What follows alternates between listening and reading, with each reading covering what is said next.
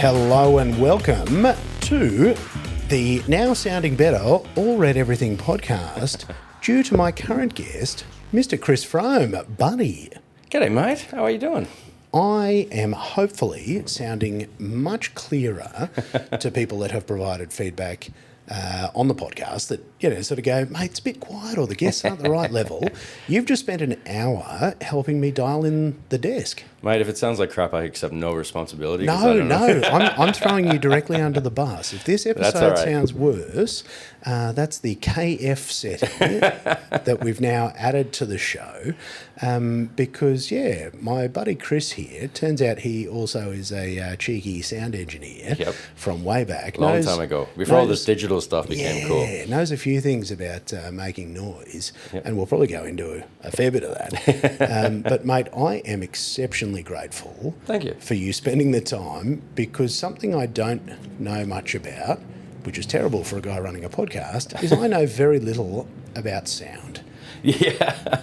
Oh, mate, sound is how would you say? It's a magic to itself. It's its own little control. So from playing with bands and stuff for many years, you sort of learn these things as you go along. And it's like I used to do with car audio, and guys would come up and they'd have a vibration in their car and they go, oh man, I'll pay you whatever it takes if you can get rid of it. And I used to sit in the back seat, have a listen, and put my finger on the roof and like, all right, put a little bit of sound deadening that big there and your rattles are gone.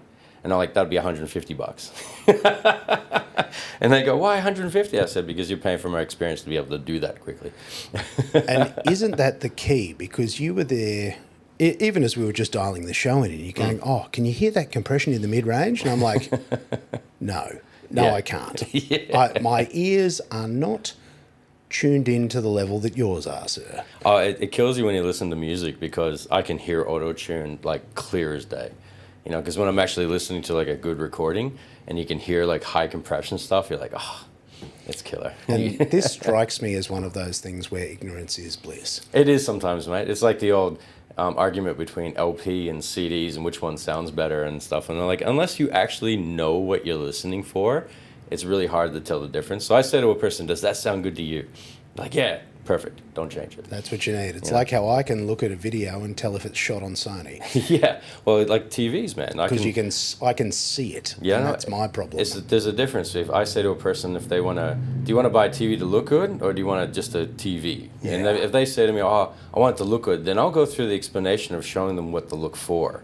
And half of the time that actually ruins them from buying a television, because then they look at the one that's $5,000 and they understand why it's $5,000 when their budget was at $1,500. And this is the problem: is this knowledge does become frustrating when you are looking for richness in the blacks and understand what you're looking for in dynamic range, not just pixel peeping, but actually the operation and the speed and the refresh and then the tonality and the consistency. And it's not the color vibrancy, it's how it reproduces blacks. And color vibrancy doesn't matter. That's why they show you stupid animations in the stores, because that shit's so easy. But if you want to show what the best TV is, put on Black Man Begins or something like that. That's a dark, dark movie, and that'll tell you if it's good or bad. I still believe plasma is the best video quality you can get. I'm sure it TVs. is. Because of the fact that they can actually go through blacks. Like some of the new ones are catching up, but that was something that I used to sell 20 years ago when the plasma first came out, and they were better than some of the LCDs now. Oh, the plasmas were gorgeous, but they ran very hot and all sorts of things. They were a complex screen. But audio's even worse, though. Here we are diving down rabbit holes, and that's what we're good at. And that tends to be why I become friends with people, because we're all just a bit out there and we bloody love stuff. Oh, mate, we go on tangents quicker than you can probably stick out, mate. I love tangents, and that's why my podcast is so long, so often. And people go to me, why don't you do a shorter podcast? I'm like, mate, if you want a shorter podcast, this is not the one for you. No, if you want a shorter podcast, you got to have a list of everything you want to discuss and stick to it. That never happens. I don't want that trash. I want the tangents, because I find it endlessly fascinating. I don't necessarily need to know it or understand it, but I love how deep into anything you can go. Oh, yeah. No matter what you choose, whatever your speciality is, whatever it is, once you go down that rabbit hole, it becomes increasingly fascinating as far as I'm concerned. And I just love people's passion around stuff. Yep. And I think that's been the big theme in everyone I invite in and everyone I talk to, is that they're wildly passionate about stuff. and they get excited about stuff and they make decisions that are not commercially viable, but good chance they are fucking awesome. Oh, yeah. You know what's funny from my life, too? It's sort of, like, I've always been lucky where I've been able to even work in jobs, and the job or the product that I've been selling has become sort of a passion. You know, like back in the early days, I used to sell high-end hi-fi audio. So I can still, to this day, talk to you about, you know, what the difference between $1,000 speaker is and a $500,000 speaker. Even to the extent back in the day where, because from a sound engineering and music and things like that too, a guy, he's like, why should I spend $250,000 on these pair of speakers? So I proved it to him. So I got a recording of a person playing a guitar, and I played along with it live in front of him with these two speakers, and I said which one was me and which one was the other guy. And he couldn't tell the difference. So I said, at the end of the day, it's based on recording and ability, but because the speakers had the ability to make it sound that good. And then he's like, you've ruined me for speakers for life now. I can't listen to a normal speaker or get a Bose lifestyle system because they all sound like crap because I know what to listen for now and things like that too. But, you know, that's terrible. But for me, it was like, you know, music and everything was at the beginning, and I worked at JVC, so video cameras and everything. And then in car audio, I brought the music back as well. And you really broke that dude. Sorry, I'm still back on that. I mean, you decimated that guy. I killed him, yeah. The only advantage was that he had the money to be able to afford those speakers. So he did buy those speakers. He bought 3 pairs of them. Ooh. Yeah, so he was quite a wealthy man. But it was quite interesting. Some of my biggest sales I've done with major hangovers. And, yeah, bugger it, man. If you don't like them, I don't give a shit. Yeah, don't worry about it. Yeah. Well, mate, that's the trick. It's not oversell it. Let the product speak for itself, isn't it? Yeah, I knew he was coming, and we had this recording done. Because we were around the corner. Where I was working was in Marrickville. So we had the EMI studios around the corner. So we just did a recording of a quick acoustic guitar section, and then went over there, put that in the CD player, and then I played duet with it. I made him close his eyes and define which one was which. So that's me playing an acoustic guitar in front of him, which is one of the hardest instruments to properly record, and then actually have the recording playing along with it, and they couldn't audibly hear the difference between the two. And then he was like, "Yeah, okay, I'm sold." And that is amazing, but it does also give you an appreciation of the art, and that is certainly the thing that I have come to learn, specifically going into audio, given that audio is not one of my first specialities. I certainly prefer the still image and then Same here. The moving image, and sound was an afterthought. Well, see, back in those days, and I'm talking 25 years ago, I'm getting old now, bro. You are. People would actually sit there and listen to music. 90% of the music these days is a background noise or a noise filler for whatever else they're doing. Yeah, and you're playing it out of your phone, and you used to you're fine with it sounding like a potato. And I bought one of those JVC boomboxes, like half the planet. And, mate, that thing goes off, and then you just put a few of them together, and you're like, do you know what? That's good enough. You know those boomboxes, those round grey things? I was on the marketing team that launched them into the country. Were you really? Yeah, I was at JVC when they first came out. Really? And we're sitting in a room looking at this thing going, how the fuck are we going to sell this? Like, it sounded great. Yeah. Heaps of bass and everything. It was like, what do we do? Oh, mate. Parties, just get them out to the people, like young kids, just crank the shit up and just... That was how I first saw one, was a group of teenagers in a park with one, and I'm like, that is amazing. And the cool thing was, the first one that came out into Australia had a guitar plug into it. So on the back of it, it actually had the full size, so you could plug a guitar into it and play it straight onto the boombox. So on the product launch, the guys were playing music. Oh, and another thing this is good for, and I'd walk up on the stage and plug my guitar in and rip a solo onto it. I had an effects processor too, but, you know, and then guys were like, oh, this is awesome. So, I could use it as a guitar amplifier or home, so it was just added on. And this is the best bit, is they still have that. The one that I've got with the handle on it, just the sort of small one.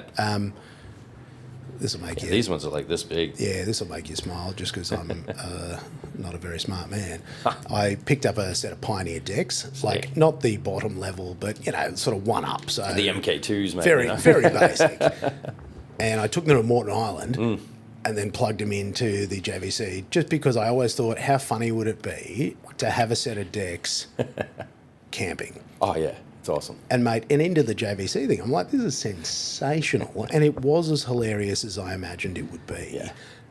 And it allowed for that to happen. Units. And those things last forever, man. the beating it has taken, and it's been, sand and water and swimming pool and kids. Right. Like, it just gets thrashed because I take it out when the kids are going in the pool and when I'm going to a barbecue, and it just goes everywhere with me. In the garage when I'm working, like, the best. Mate, we used to, because I worked at Pioneer for quite some time, and I recall. And they used to do demos where they'd pour beer in one and say, it still works. Still good? Yep.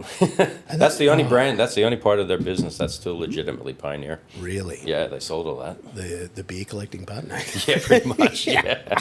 It's actually funny, the rep that was made for DJ Dex, he was probably in his late 50s. Man, that dude... he could walk into a nightclub with every 16-year-old there and still fit in with them. It was definitely an interesting man. So yeah, he'd love it, though. I would have to imagine. Yeah, it was a different lifestyle back then. And, mate, this is the crazy part about the story I'm hoping to have with you is where do we start? And, I mean, look, the beginning is an obvious place. So before we get too far ahead of ourselves, Mr. Kris Frome, where were you born? Where does the story start? It's strange. These days, I got to say it more often. Don't hold it against me. Too late. No, I was born in New Jersey in the States. I like the extra oi that you got into the Jersey. Jersey? Oh, mate, I lost the accent for a bit, but then No, you didn't. Yeah, I did. And then I did a speech therapy course, and then it came all back? Well, back in the day, you wouldn't understand me. I used to mumble too much, but I sounded like an Aussie, and I was talking like this all the time and stuff. So, but it was good. I left there when I was 9, so that was an Australian family. We came back, so it's pretty cool. Mate, there's still 9 years, though, so you'd remember a bit of that. What was it like living in Jersey when was that, mate? You're an old man now. So shit, that was in 76 to 85 I was there, mate. Because I thought you're a dash, just a sprinkle older than me. Yeah, just a little bit, man. I'm turning 48 this year. There you go, just a sprinkle. I still feel like I'm 16, but my knees tell me I'm not. That's because we're big man children. Yeah, pretty much. And which is why we got along so well in the first place. My mum always says to me, when are you going to grow up? And my answer was, to do what? Yeah, why? Mate, not why, but what does that mean? I have no idea what that means. Mate, I tested growing up, and I'm like, mate, this sucks. So I went back to lunatic. It's much better. It's a lot more fun. I highly recommend it. Mate, those 9 years in Jersey, what's family, brothers, sisters? Oh, no, just mum, dad, and myself. Yeah. Dad was American, mum was Australian. She worked over there for New South Wales Tourism, of all places. But really? During the 70s and all that sort of stuff. And she was a wonderful advocate for tourism. Got into No, that's it. Oh, mum spent quite some time there, and then things fell, and then we came back, sort of thing. But like, it's really weird. Like, where we lived in New Jersey, it was no different than living in the suburbs of Brisbane. Really, like living in Pimpama. You're just in the community. Burbs. Yeah, pretty much in the community, just going in the suburbs. Like the land was bigger. Houses had more room in them because we got snow every year. So you're sort of stuck in there. And you needed the space. Pretty much, yeah. So there was more rumpus rooms and things in different houses, things like that. Like our neighbor had a pool, but it was cool because it froze over in winter, and we had ice skating rinks at the local library and things like that. So there's a culture shock in that scenario. But I'll bloody bet. Because where did you land when you came back to Australia? Back to New South Wales? Or? Well, that was funny. So my grandparents lived in Campbelltown, and so we moved back in with them. For the first few years. But my first time when I was 9, we came to Australia and went straight to the Gold Coast. So I went from being in the middle of winter in New Jersey to being in the middle of summer on the Gold Coast. And I don't know if you know the term burnt, but I do remember this vividly because it was painful. And I in 2 days, because I've always been a water kid, so I went out in the surf, and I don't think I came back for like 3 hours. So I was pretty red.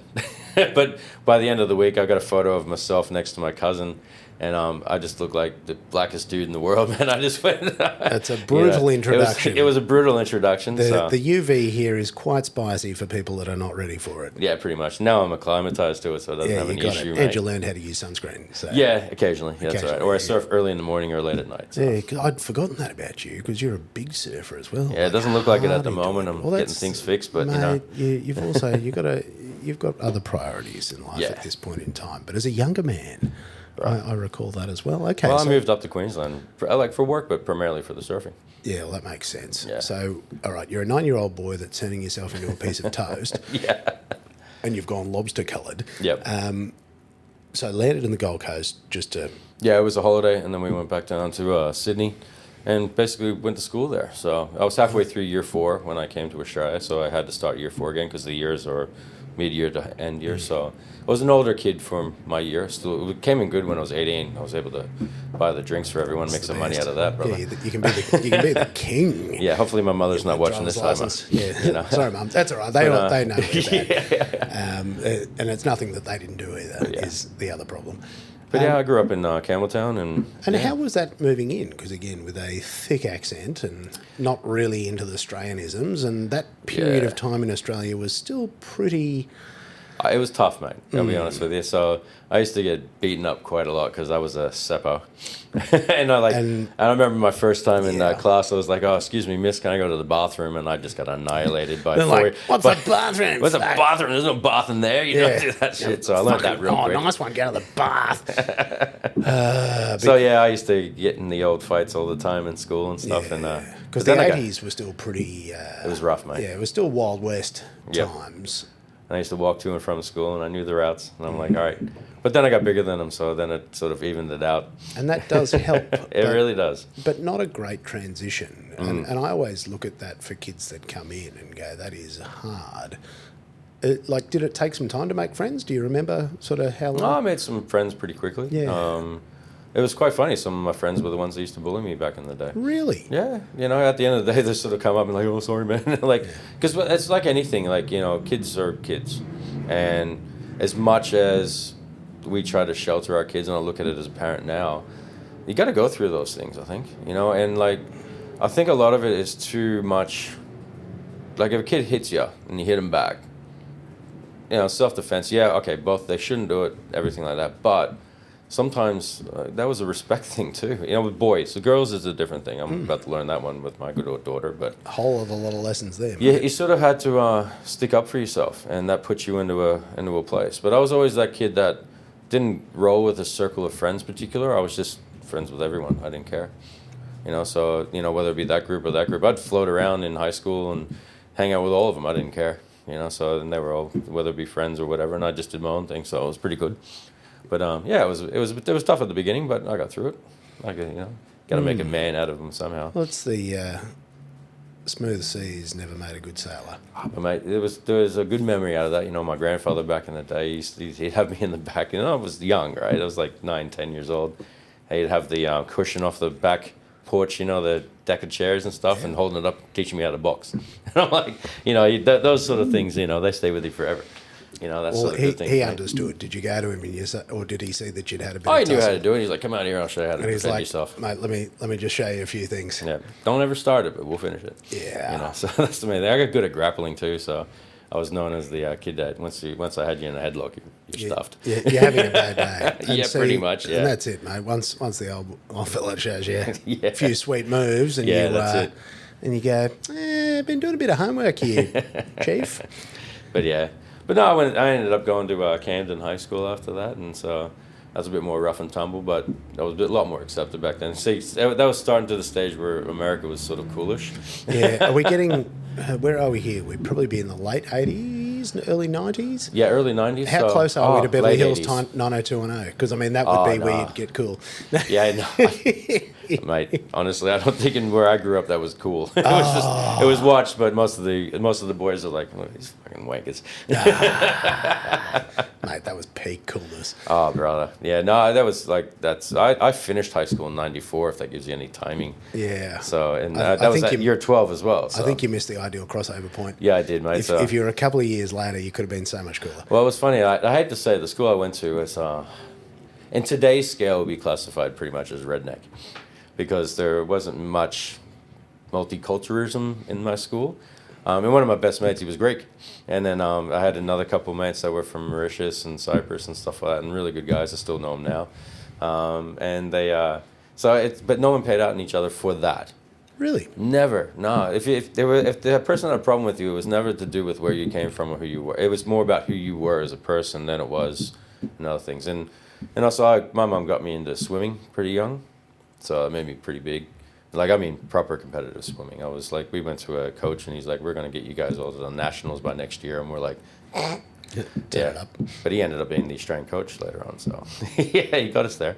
I swam age national championships and all that, so I got a bit bigger than these boys. So I've had a very interesting, sordid past of such. And this is why I was so interested in your story in particular, because I know your journey from a bit further on, and I find it endlessly fascinating how people became the person that they are, because inevitably there are a series of trials and tribulations, and, you know, stuff either chews you up and kicks the shit out of you, or it molds you into a stronger version. I've always believed there's no written handbook on how one person becomes this.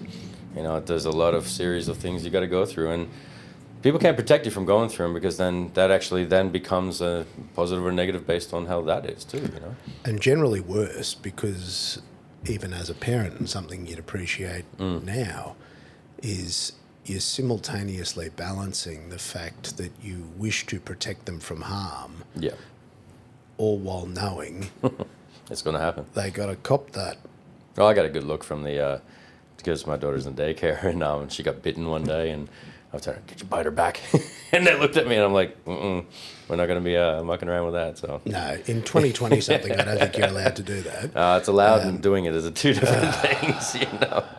But and it is, because it's still a jungle out there, you know. Despite how we might decide socially what's polite and what's not, it doesn't change who people are, and it doesn't change us as a species, and it doesn't change the instinct that is built into us as human beings. As much as we went through when we were young, I still think kids these days are going to have it tougher.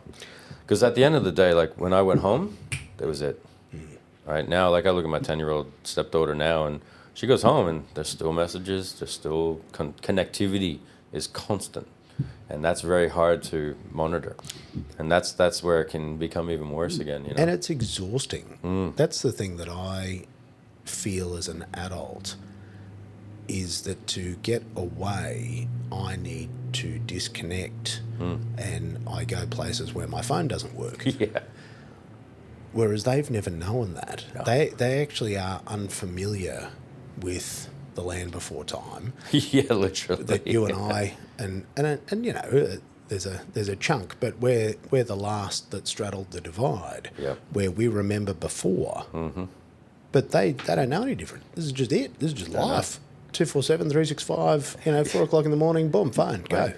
It's more about teaching them how to process it, and how to actually understand it's not always directed at you, and also how something can be read in text by 6 different people and mean 6 different things, you know, based on what they, you know, like even these days, as in my age, if I'm trying to say something serious, I've still got to put a smiley face after it so they don't take it too serious, you know. Absolutely, you know? Because if you're too succinct, you're rude. Yeah, but I think the older generations like us, we understand that even on a texting or a messaging level, that there has to be a motive to, and like as much as it sounds strange, by putting things in there to take because the tension out of words can be taken so badly, and if you don't put things like that in there, sometimes it can be, you know, especially as a business owner yourself, you're like, hey man, can you get this done now? And like put a little thumbs up, you know, just help us out here. But you know, you can, if you don't put that there, it can be taken like and that mastery of language, and they're learning it a very different way. Yeah, and abbreviated, and all the rest of it. So, and like, I can read things that are coming through, and it can be a piss take on someone, and you wouldn't even know because you don't know the terminologies. So that's a hard thing, but you know. I find it funny that I get most of my news in meme form. Yeah, pretty much. When you think about news, does news exist anymore? Where things were and where things are, because I think the other funny thing is that we're still in the Wild West days of all this. Oh, bro. Like where we are at this point in time, and you think back to how cowboy it was in the 90s and the 00s, and because people didn't even understand, and there was no regulation and no control, and that there's only. We're only just at the start of, you know, subscription model everything. Like we are still early days. We are still oddly Wild West days of where it's all going. But I look at it now and I go, as a parent, I go, how did my mom handle it? I used to go out in the morning on my bike and I wouldn't be seen again until I came home at night. And it's like, and I was only like 12, 13. You know, my boys and I, we used to get on a train at Campbelltown, and we're not talking like Campbelltown, back when I lived there, was like the highest youth crime area in Australia at that stage. But I used to get on a train there, cut a train all the way into Cronulla Beach, surf all day, and then catch it at night. And I might give Mum a phone call on the platform and say, I'm heading home. With your Telstra card? Yeah. Hey, Mum, I'm going to be home soon. No, there was no Telstra card either. There was only coins, or you had to... We didn't even reverse call. Geez, you didn't even get the cards. Oh, no, God, I didn't even have the cards. Yeah, thanks, mate. Yeah. Oh, come on, man. I'm true Gen X. We learned how to do it tough. Picking up the tin can and trying to get the the string just right. Yeah, I used to... Yeah, my mates and I used to just jump on the train and head off in the Cronulla, and yeah, it was... And this is the funny thing, is it's not that the world is any more or less dangerous, it's just that there's different awareness around more things. There's more information. You know, you can say that ignorance is bliss, but... It bloody is. It is. It is to a certain degree, but there's also ignorance with a sense of careful. Yeah. You know, like we still, even though we did that, we knew at any stage of the time if someone came up that was weird, we can piss bolt out of there pretty quick. And that's the, I guess you'd call it, it's your street smarts. It's that sort of stuff. Yeah, where young kids now, we might actually sit there and actually start questioning them. It's like, no, if you don't know the person, it doesn't matter. Just walk away. Yeah. You know, and if they try to convince you and things like that, they're probably even worse. But we still had how'd you go? We had the bullshit meter logged in pretty heavily, even at a young age, that we could actually pick that, where the kids are they get so much bullshit now, they think it's normal. Yeah, well, everything's bullshit. That's the problem. Pretty much the whole thing is bullshit. Even my son and I, we talk about it all the time, like in the games, and we talk about if it doesn't cost anything, then you are the product, and we talk about the games and the microtransactions and how they're designed for you to not win. Correct. And they make you frustrated on purpose so that you'll so you stay in it and you keep going, and then you go, bugger it, I'll just buy it. Yeah, correct. And they're the things, that's the street smarts that we're teaching today, which I think is the weirdest thing. Yeah, and us adults get sucked into it with like Candy Crush and shit. Mate, how good's Candy Crush? Actually, no, do you know the one I've gotten into? Yeah. And my boy Henry got me into this. Yeah. It's called Bloons TD6. So it's a tower defense game. Yeah. And it's monkeys and balloons. Oh, jeez. And honestly, I remember watching it and going, what is this shit? And then he actually got me to try it, and like now I'm on like Royal Match and stuff like that. I feel like I'm sitting there playing it in a plane, and I'm looking over my shoulder going, these people must think I'm like a 12-year-old or something. But it's freaking awesome. Mate, I've got little monkey characters throwing darts at balloons, at the ripe old age of 43, and I'm a weapon at that. I just finished my first Apocalypse and half cash round. I've now there's like only 70 more to do. That's all right. But again, I play these things to interact with him because I'm, being the old men that we're becoming. Yeah. I'm trying to learn and appreciate the things that he's interested in and the things that he's drawn into. And I think that's also part of the fun and, wanting to still learn about stuff and being fascinated by stuff. Yeah. And which I guess... even when it comes to like things like music and things like that. I said, I'll listen to everything you listen to. You listen to a couple of things of mine so we can see how it goes. Yeah, absolutely. And then you find some diamonds in the rough there. And you can share it. Now, we've gone off track as we like Sorry, to do. mate. As we always do, brother. I bloody love off track. So you're a teenager. Yep. Campbelltown. Yep. Surfing, swimming. Everything. Just sports. being a rig. Dude, I had long hair. I was rock and roll all the way through, bro. Can we find some of those photos, please? Yeah, I'll bring that up for you, man. Yes, please. It's quite an interesting thing. Oh, really? You've got that here? Oh, hell yeah, I do. Oh, let's go. Hey, I have to remind people sometimes, like you get these young kids like, look at you big bastard. And so I'm like, well, just to remember, this is your future, because this is what I look like when I was your age. This is where you're going. This is where you're going, buddy. This is a... oh, yeah, man. Like, this is a glimpse of what's coming. So that's your 12. Oh, look at this bloke. He's dashing. He's got shoulder-length hair. That's longer than shoulder. That was tied back, brother. Oh, that's tied back. Mate, the linen shirt. I've just got to explain it. Mate, that people. was just the style. Look at him. That is a handsome man. Mate, that was it. Actually, that was... Are you two related? Yeah, I still look at it and go, it used to be there. Yeah. But yeah, you go back into the days and that would have been wild. That would have been at the height of my music. I even had the top hat on. Long hair surfing. Snapping the necks behind. That's quite... Oh, you are too. What a dashing young man. But yeah, it all went, as I say to people, it all went downhill from there. Yeah, that's what it does. But so. Oh, look at that guy. So handsome. But yeah, that's, surfing in Bali back in the day and, things like that. Just living the dream. Oh, mate, that was good. See, that's so good. So you've wrapped up... Take me through. You've wrapped up school. You finished that. What did you do? What happened? So again, I was at the age where we sort of made the decision that I wasn't going to go to university because we didn't know about things like hex and things like that too. Because I originally wanted to be an architect because I used to do a lot of drafting and stuff like that. And but then I sort of got into marketing sales. I got my first job out of high school. I was working at Brashs back in the day. Remember that place? Mate, the OGs. The OG stuff, man. I was selling CDs and then selling stereos when I was in. Like I used to. Here's the ultimate picture that a lot of people from the old school would love. So I used to turn up to work, slide my CD player out of my car, the box, go into Brashs, stick it in. We had a allocated box where we can put all our CD players in, and then go sell CDs and records and stuff, mate. See, people don't understand. They don't understand that. They don't understand that you used to have to take the face off your car stereo and no, take it with you. not the face. Oh, you pulled your whole fucking thing car out. stereo Yeah, so the whole stereo used to slide out of it. Come in, it's old school, bro. Settle down, Grandpa. And my 1976 Corolla, which is like a collector's item now, was my $500 car that I bought back in the day. Unbelievable. See, I never had a whole stereo that pulled out with a handle on it. Yeah. By the time I'd got to it, you were just taking the face off. Yeah, no, that was way later. But the face would go in the little case as well. You'd have the fancy case, and I had a Sony Explode head unit, which was peak cool. No, man, I had the one where you pull the handle up and it would click it out. And who was that one made by? Oh, dude, I don't remember anymore.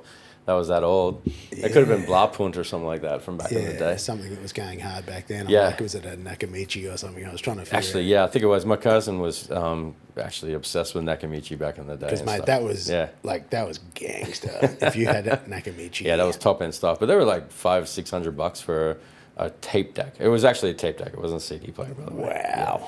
So that was the thing. But yeah, we used to go that and did Brashs. But my first job out of high school, I worked for a company called Hagemeyer. So to put it into perspective, they were the national distributor for JVC, Minolta, Givenchy, about 20 other brands. So they were actually a big player in the Australian market of high-end goods. So I got into that working in the service department for JVC. So that was your intro to JVC. Yeah, I was into electronics. Into electronics and such. Yeah, and it came. And I at the same time I was doing a diploma of marketing and sales management. At TAFE in Sydney. So I was traveling to Granville or St George TAFE as well as doing that at the time. But by about that stage, I also moved from Campbelltown to my own place in Cronulla. See, I was part of that last generation that once they got old enough, they got the hell out. And you moved to the beach. So I moved to the beach. Surf and work and have a good time. Mate, even the chick at the motor registry looked at my change of address and went, shit, that's a lift up in lifestyle. I'm like, yeah. But it was affordable nice. Back then. I had a house I had an apartment on the beach, 1-bedroom thing for $170 a week. So, and I remember back in the day going out drinking with the boys every night, and yeah, can't afford that now. It's killer. I don't know how I did it back then. But yeah, so I worked at JVC, and then I went from basically working in the service department, taking orders, doing that stuff, then went into on the sales desk for them, and then marketing, and yeah, so I was with them for about 8 years. I ended up being the sort of product manager coordinator for digital video cameras. So this is something that loads into you. I launched the first digital video camera into the Australian market. And what year was that? That would have been about 95, 96. 95, 96, the first digital? Yeah. So like is this JVC, DV cam? Yeah, mini DV cameras. Yeah, mini DV cam. Because when you say digital, I was probably thinking a decade later when they were actually digital. But no, this was digital tape. To tape. Correct. Yes. Yeah. So this is how old it goes back. When we went from VHS-C to mini DV, and Hi-8. That was Hi-8 was Sony, but that died in the ass as well.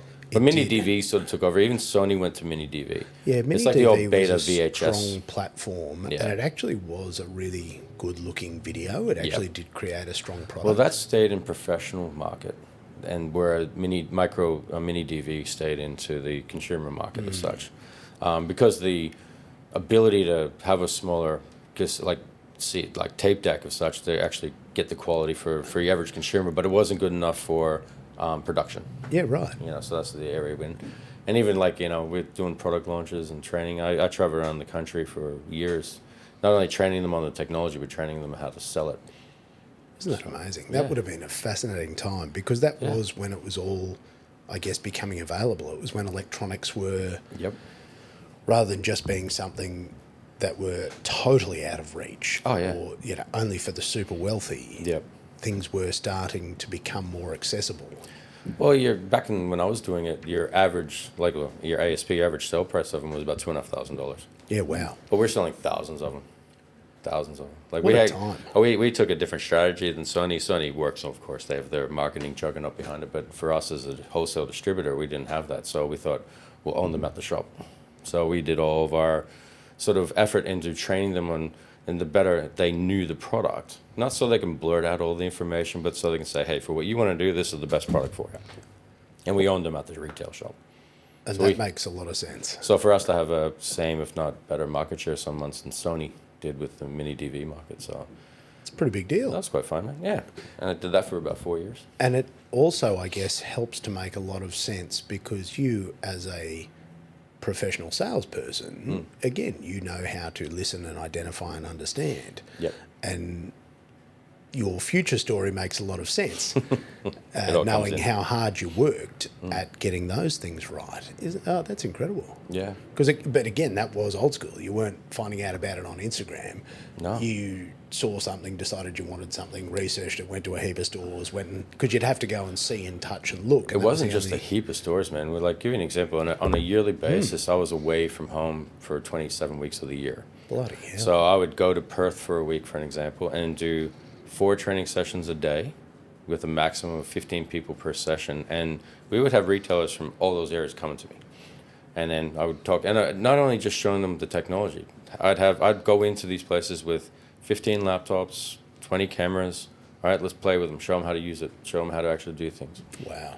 You know, it definitely got close to burnout for a young man at that age because you're spending a long time away. But yeah, I was flying home every Friday and out every Monday. So it was quite a big job.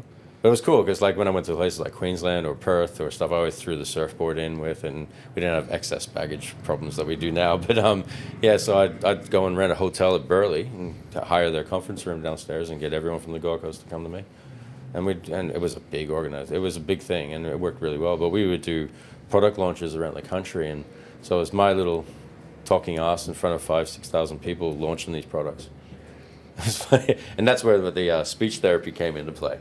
Really? Yeah, you'd like this because you've done a lot of presentations before.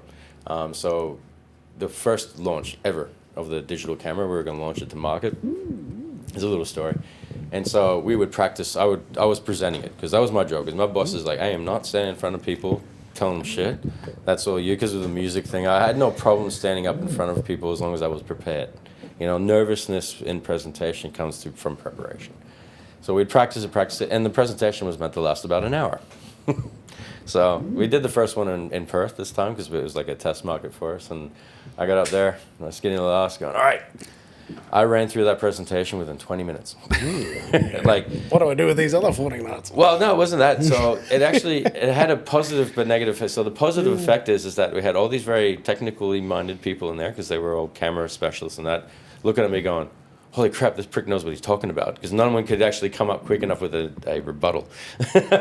and then so basically when I was talking to the boss, I said, all right. And so they either thought I knew the hell what I was talking about, so that worked out positive, so it actually ended up being a benefit. The boss and I were like going, we can't do this everywhere because it will just freak them out. And it was my first one, so I was a bit nervous, so I sort of went down and did some things and learned how to pronunciate to the back of the room and make sure they understand everything that I speak.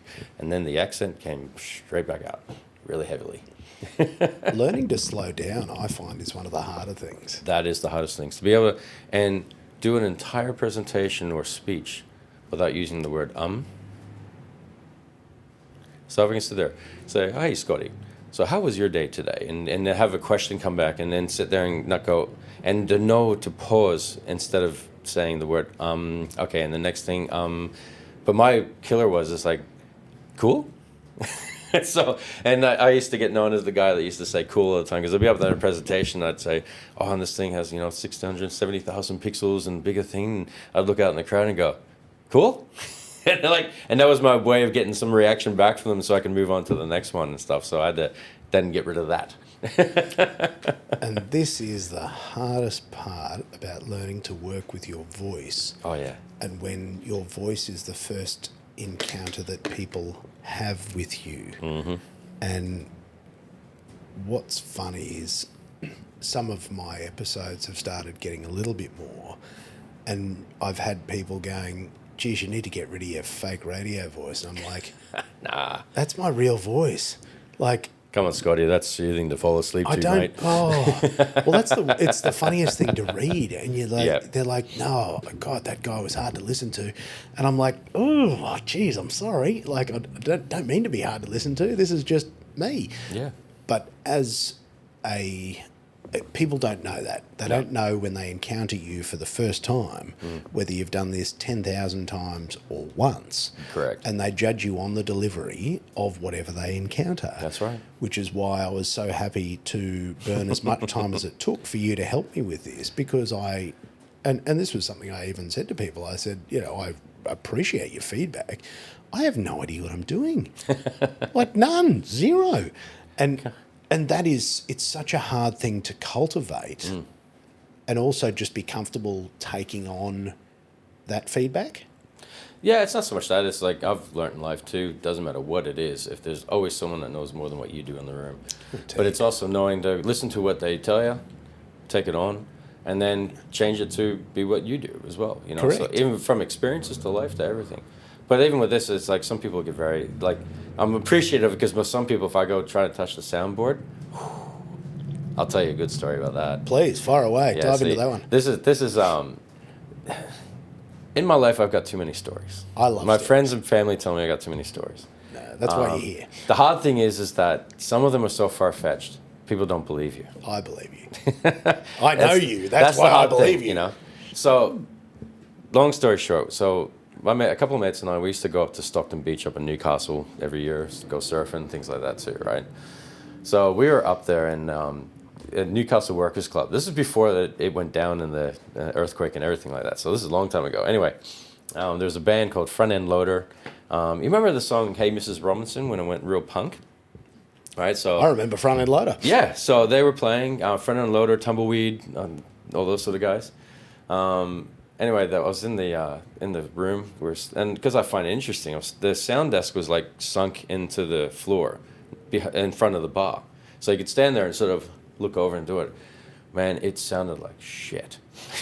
Like, dude was like hardcore in it, old dude. And it just, the feedback and the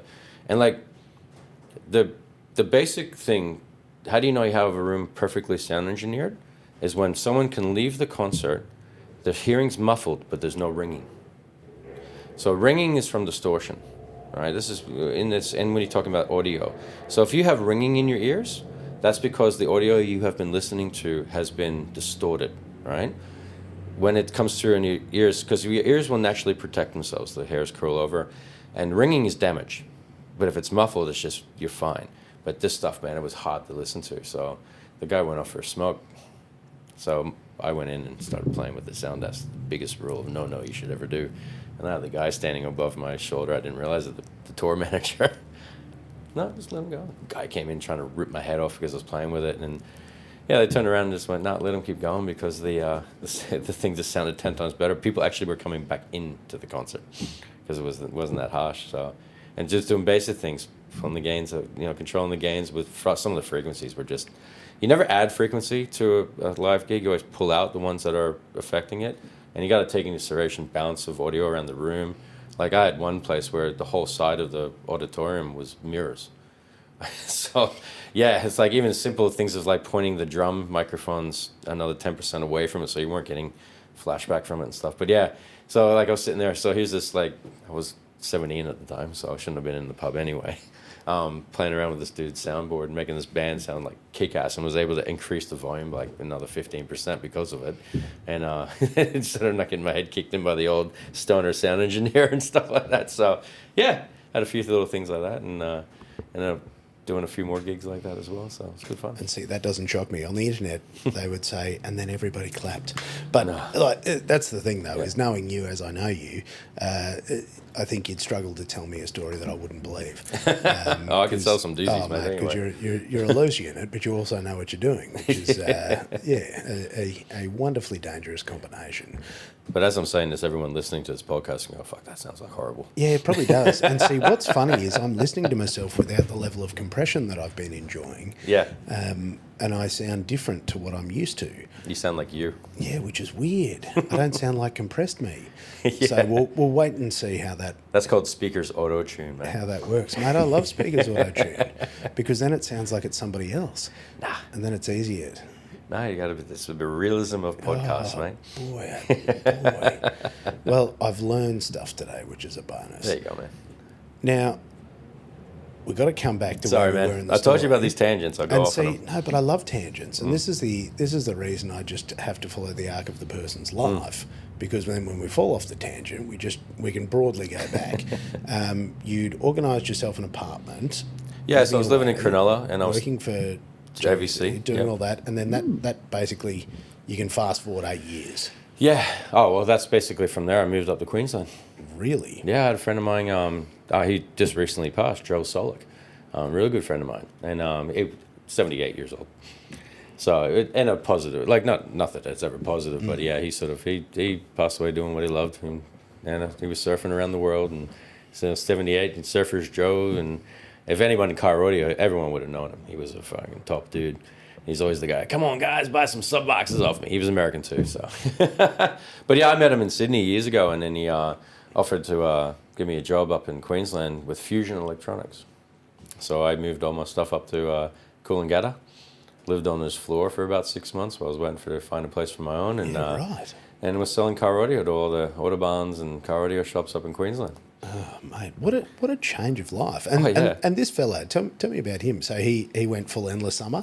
Did he? Oh, dude. Yeah. He was Endless Summer from the day I met him. Oh, really? This is a guy that used to drive around in a big van, like a long van, because he put his mal in the roof. King. Right? So he was always surfing, always checking out.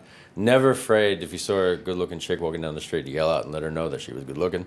Not in a bad way, just like, hey! Just in... Back in that day. Back in that day, you could get away with it. Was the thing that was done not necessarily appropriate for today's audience? No, he wouldn't have survived too well today. No, I think he would have had trouble. This is the guy that used to go to a pub with, and he's like, his basic motto is, well, if you ask 100 of them, then one will say yes. He's yeah, that's his motto. I'm like, I'll leave that to you, Joe. I'm a bit more subtle than that. That's funny. But yeah, he sold car rodeo for a decade, and he was Right. like, he brought in the first pre-made sub boxes into the country. Really? You know the sub boxes you buy with a submarine in it? Sure do. They've got them because of everywhere him. now. So Yeah. he was the one that pioneered that. He was the first guy to bring him into the country, and he'd travel around in this van or a truck and sell them to car rodeo shops around Australia. Right. And then eventually we started manufacturing them up in at Burleigh Heads.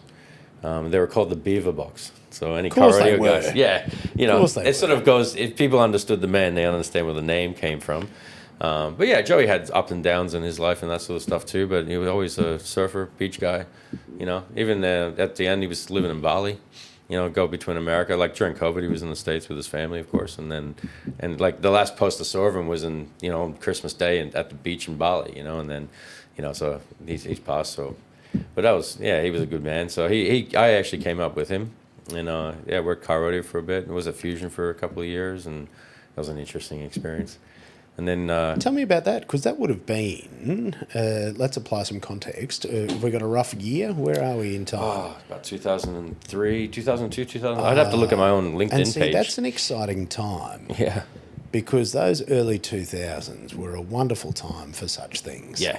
And this is probably where the story gets More car orientated. far more, a little bit less surfing and music. Yeah, hey, don't forget the main key for me coming up to Coolangatta was the beach. I was up here for a good reason, man. And it was It was the call of the ocean. oh dude, it was awesome. Yeah, I lived basically like I ended up buying an apartment at Coolangatta, and from my bedroom I could see all the points. Ugh. I don't know if it was a good thing or a bad thing, because it made me sometimes a bit lazy, because you're like, it's not good enough. Yeah, not good enough. But yeah, so that would have been 2002 so 2003, 2005. Because I mean, we are heading into peak AutoSalon here. I mean, Oh, this bro. is the time. This was the time. Well, don't forget, when I was with JVC, because one of the other reps was a good friend of mine, he was the car audio guy, Tim Naylor. He's still into it. But I used to go to like Big Boys Toys, and that's where I first saw a Skyline. and all those sort of things back in the day. And I ended up going, when I was working for JVC, I ended up, so the car side of things, it's been creeping up, because I always had cars. My grandfather and I always he helped me get a car and all that sort of stuff. And then my mate, he was, so I was with the JVC rep, and I was hanging out with him and his friends from Alpine. So, because I was the youngest guy there, they're like, hey, you go and get the beer, because we were at Summer Nets. This is like Summer Net 10, right? This is before it got bad. And they threw me the key, so I had the Alpine Black WRX for a bit. And Nice. He's like, I'll go up to the bottle and get us a couple of cases of beer. And because they're at the top of this hotel, they're paying out at me when I got back. They said, oh, geez, you're not meant to drive it that fast. And I'm like, how would you know? And they're like, oh, we could hear the exhaust all the way to the bottle and back. And that was my first time experiencing a turbo timer. Now, if you're a person that doesn't know what a turbo timer is... I remember the first time I was caught by this. I turned the car off, and I'm sitting there going, how do you... What?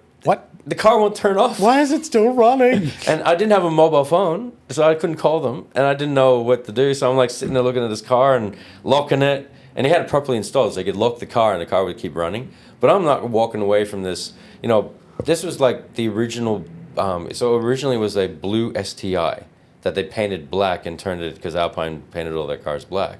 So this thing was an expensive piece of kit back in the day. So I'm not going to leave this out the front of the pub. I'm about to walk to the camera, still running. Oh. And I'm like, and then suddenly just turned off after a couple of minutes. I'm like, what the shit? So I ended up getting everything go back and like, what the hell's going on? They're all laughing at me. What's wrong with your timer. car? You don't know about it? I'm like, yeah, okay, fair enough. So that was my first introduction to high-powered vehicles. I recall I worked at the Brisbane markets, and I watched a bloke walking away from his VL Turbo. Yeah. And I was going to chase after the guy and say, mate, you know your car's still running. Yeah.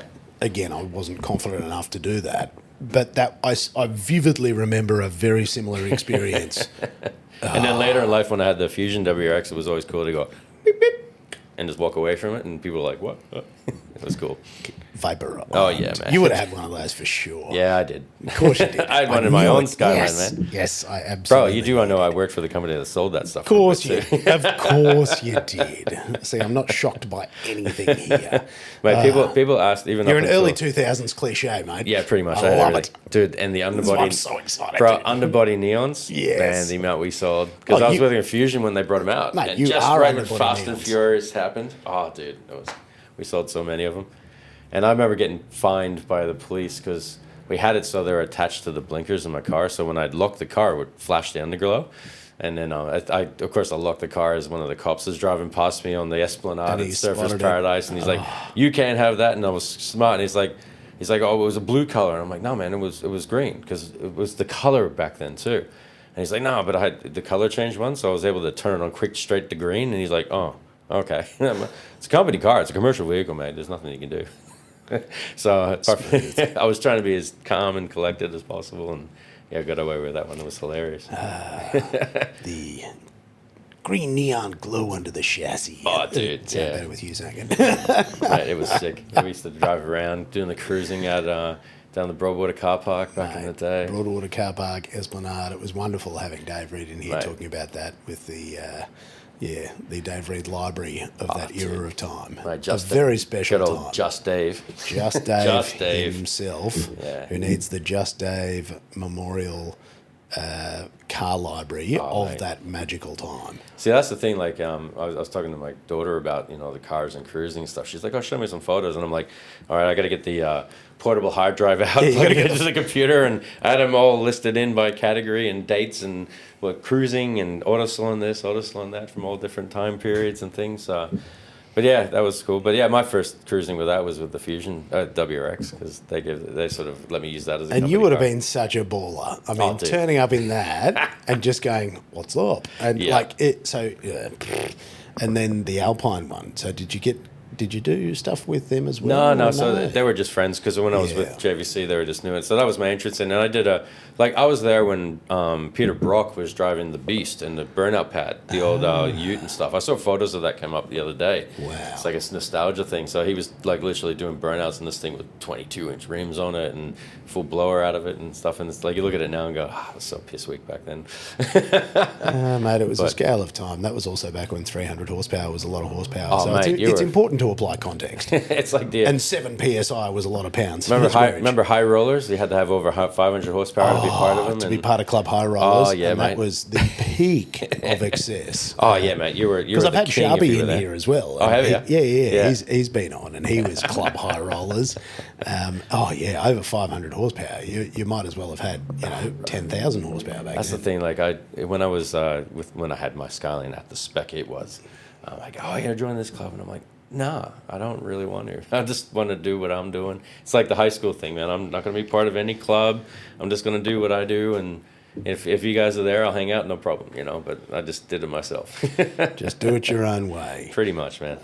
Mate. Okay, so in that cloud of neon glow. Yeah. So where are we? What are we doing? All right, Where's so I've moved up to Queensland. I'm working for Fusion Electronics. I was with them for a couple of years, and then an opportunity came to work for Pioneer. So I applied for that job, and yeah, that was a good job. And this is, I think, where the story gets extra spicy, and you really dive down the rabbit hole. Well, right before I finished up with Fusion is when I bought the Skyline. So I had the Skyline. It was just a stock. Like, literally, I had 14,000 Ks on it from Japan. I bought it brand new, like, as far as what we think of it now. And so for people listening, we obviously know this Skyline intimately. What year, what spec? It was a 1998 R34 GTT. Basically, I had 14,000 Ks on the clock. Legit, right? First one in Australia. And, first, owner in Australia. Like, I bought it straight from an importer, just some dude on the side of the street. But I paid 32 grand for it back then. And that was like a top-end car. Well, that's a lot of money for a Skyline at that point in time. It's still a lot now, really, what I think, anyway. That's the stupidity of it. Yeah. It's like, I'll give you my opinion about why things cost so much, but there's too many hipster kids without their parents saying no. I got that car, and the evolution of 20 years started. And then things started to happen. Because how did that journey? Because, you went real hard. Was that planned? Well, there was a design to it, right? So when I bought the car, I also met a good mate of mine. He's still one of my best mates today, Peter Nash. For people in car audio know him as well, and he's been building custom installs and stuff for years. Anyway, so I wanted to have, because I had a car before that had a stereo in it, but it wasn't show quality. And because I was with Fusion, I started going to all these shows. You remember all the stuff at Parklands and like even AutoSalon and stuff like that. So I've always shown company vehicles or other people's vehicles. Like even so top end guys and things like that. So I'm like, I want to give it a go. All right. So there was two things going against me. Because I worked in the industry, I was already classified as pro. Right, which is stupid because at the end of the day, I don't have $500,000 to put into a show car. And some of the cars back in the day were just like, this is before Facebook and shit existed as well. And these cars were just like off tap, right? Like they're pretty cool. Even before this word sex spec came in, which shits me in the no tears, and I hold Andrew Hawkins accountable for that word terminology because he created it. But they were just well built cars. Like guys, if they thought of it, they just did it. They didn't care about anyone's feedback or anything. They just did it because they thought it looked cool. And it was their expression, but it was broadly enormous chrome rims, sitting very low, elaborate paint, elaborate interiors, truckloads of leather, and then TVs in the doors.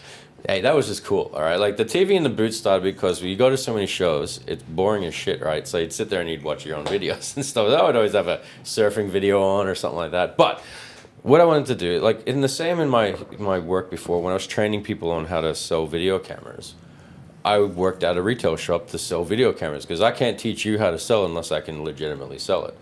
So when guys used to invite me to their shops and I'd actually go there and sell for them, they'd go, okay, maybe this guy isn't full of shit, right? So, because I use it from experience. Or I'd use those experiences in my training sessions to give them some more detail.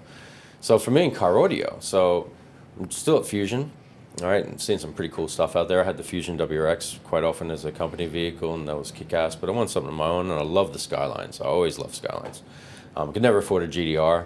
Didn't interest me at that stage, so I bought the GTT. I was talking to my mate Pete, and was like, I want to build a stereo with this. So he's like, all right, man, you come up, and I'll show you how to build it. So again, that was that was the first stage of me working every night, every weekend on this car, sanding the shit back, fiberglassing and everything. And it was it turned out to be quite an elaborate stereo system. So, and you think, if anyone knows Skylines, in the R34 boot, I had 4 12-inch subs, 8 amps, a 17-inch TV screen with speakers in it. I still have that at home too, by the way. And like full cover trims, the whole deal. 3 speakers in the door, center console screen, the whole lot. It went crazy. So I was going to leave it at that, just do the stereo. But we're like, all right. So it's always, people you find and you meet. So when I was living in Robina, back at this stage, because every time I move away further from the beach as you get there. A gentleman moved in next door to me named Robert Zahabi, who owns Cam Motor Trimming, or is known as Rides by Cam now. He's still one of the best car builders in the world right at the moment. For him to have literally cars invited to SEMA to put on the Motor X stand, you're at a high level. So he was just a motor trimmer back then. I shouldn't say just. He was a motor trimmer back then. And I started talking to him, and we started putting the trim. And I've never gone in with full bang and going, let's get it done. It's always been done in stages, whether it be money or things like that. And he had a red WRX with like LSD doors and everything. I was like, that thing looks sick. And I'm like, this is cool. So I'm like, there's my inspiration. How do I get to that? How do we do this? And a lot of that is personal manual labor and learning things. But yeah, so we originally trimmed the seats and the door trims and stuff, and did half the dash. And again, paint a picture for people that don't understand. And look, for our middle-aged audience, they can already see it in their mind's eye. Yeah. But let's say you didn't experience all of this. Paint a picture with your words of this trim. Oh, think of this as a nice tan Swedish leather, right? And by the end, not at the beginning, but by the end, every physical panel that wasn't painted was covered in leather. The whole thing. Roof, all the trims on the side, back seat, the floor was all leather. Even the hump underneath all the trims. So there was not a section in that vehicle that was not touched by leather or paint. And the painting stuff was molded and then painted properly. So even like molded in the gauge for the boost, and the boost controller and the turbo timer were molded into the center console. And yeah, it was pretty epic. And if it wasn't touched, it was then hit with nice paint. Or the only thing that was black in there was my sun visors, because that was a pain in the ass. And the steering wheel, because he refuses to trim a steering wheel. Smart man. Because I remember, was it pleated, or was it? Did you have any of those? I'm trying to recall. I did it very specifically. How would you call, in a version of, I would say, hot rod, so clean. So a lot of guys in AutoSalon were doing the pleated and everything, but it looked old really quickly. And as you know, the history in the car, that leather stayed in that car for quite some time. It was... that dash worked hard. Dude, yeah. That leather didn't come off that dash until very recently, man. And the only reason I took the leather off the dash is because it was putting too much reflection on the windscreen for the next evolution of the car. But yeah, the leather was all nice. Oh, there we go. There's a photo I haven't seen for a while. Yeah, it was all clean. Mate, it's 2005 again in your phone right now. Pretty much, yeah. I have a few things, because sometimes people don't believe it. It was all clean. It's how I classify hot rod style. Your viewers can't see it, but even the trims at the bottom of the seat were done. That is sharp, isn't it? And my tattoo is the shark in the floor. That's right. I remember the shark and the tattoo. Yes. Yep, and even all the center console. And everything custom molded. Yeah, everything custom molded. Everything had a place. So if anything new came out, it was stuffed. Yes. Because I had new speakers that came out, so I had to make whole new door trims. Things like that. So that always happened. And then I ended up putting TVs in the doors, because as you do. As was the style. Well, I had to do it to keep it up to date with what else was happening, and then we. But yeah, I had evolutions over that time. But as a finished vehicle, it was pretty epic. It got top 10 AutoSalon and did invitationals. I've still got my AutoSalon trophies at home in the cabinet, mate. You got a glory. Like, what's that? And I'm like, yeah, I got some stories for you, mate. Yeah, people that meet you now will be like, so what's the AutoSalon? And you're like, sit down. Let me tell you a story about the olden days. Back in the day when we used to make it, but it was cool though. Like those cars, we still drove them. Yeah. Well, you did. They were always out, Yep. and I have actually been excited to see all this stuff coming back, because even car audio just fell off. There had been no... I blame Queenslanders big for that. builds, no... Well, I'm sure that we have a bit to do with it. But all that went away. But I've seen people building cars now and doing boot installs. Because again, when you say boot install, there would be a generation of people that have never seen amps stacked, fiberglass boot, subwoofers inside out, upside down, just filling every crevice. Well, the whole idea, and I'll send you photos you can put on the podcast. Absolutely. Was that someone took a bucket of water and poured it into the boot, and that was the style of how it actually worked out. So there was a theme behind it. People never knew it unless they actually talked to me, and that's one thing I always liked at those shows. I would sit there and talk to the guys. Absolutely. You know, or I'd stand back just a little bit and go ahead, listen to the thing. And I'm like, oh, look at this piece of shit, and I'm like, oh, okay. So what would you do better? Where's your car, man? Those cheap seats and those big voices. Oh yeah, they're all on Facebook now, hiding behind their keyboards and doing that stuff. But it's still a bit of fun. I still throw some stuff out there that I go, I shouldn't have done that. Shouldn't have done that. Whoops. Yeah, but it was fun at the time. So.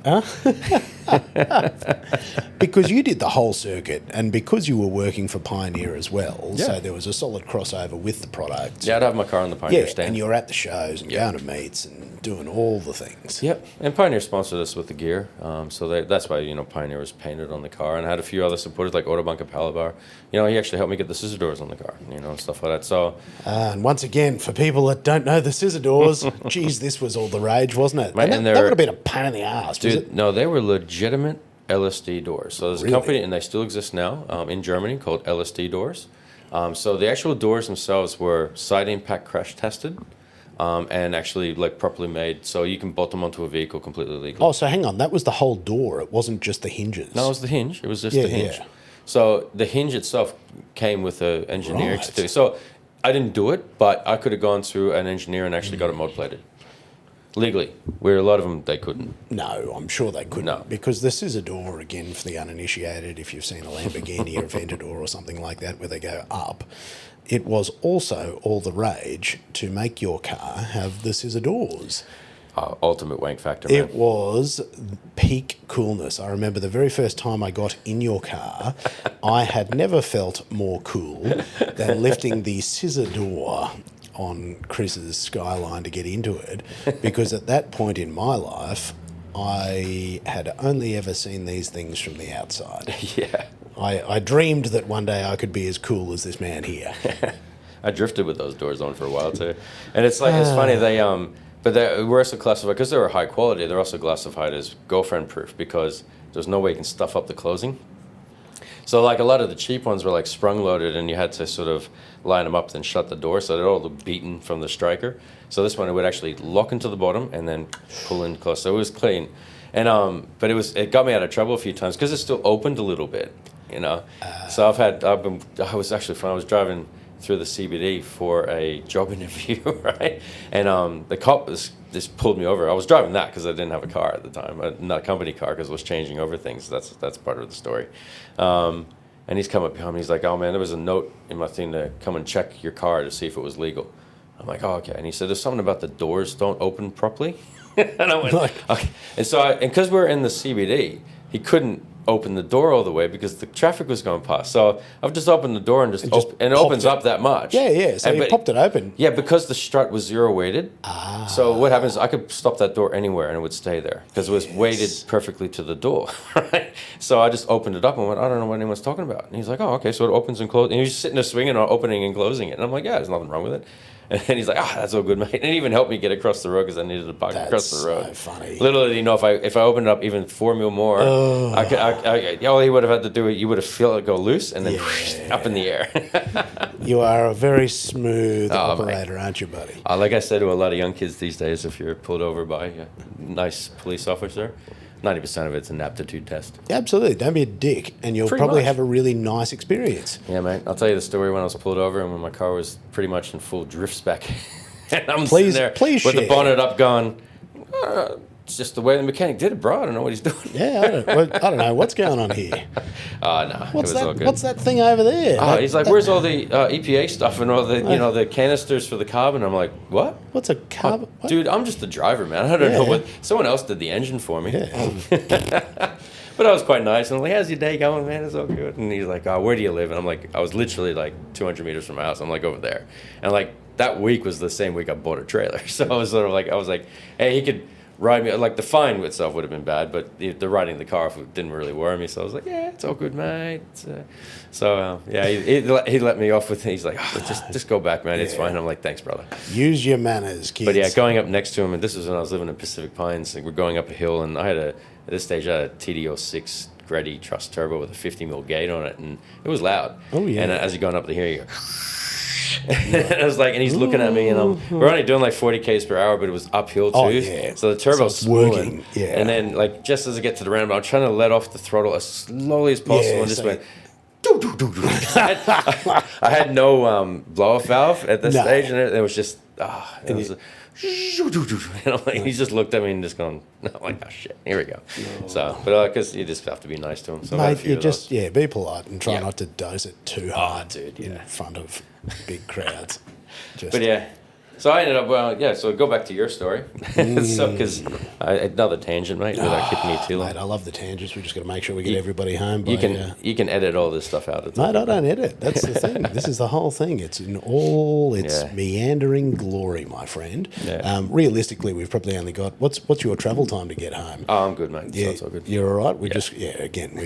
We're family men now. We try to at least be mildly appropriate. That's all right. But, again, we're getting into where our character arcs cross over as well. Yeah, so... Well, I was working for Pioneer for a while, and what happened is, Pioneer had a massive plasma division. Anyway, that all died in the arse. So I was about 4.5 years into the company, so then basically they made half of their staff redundant. So I was part of the redundancy scenario in that situation. I'm still friends with the guys that I worked with back then, you know.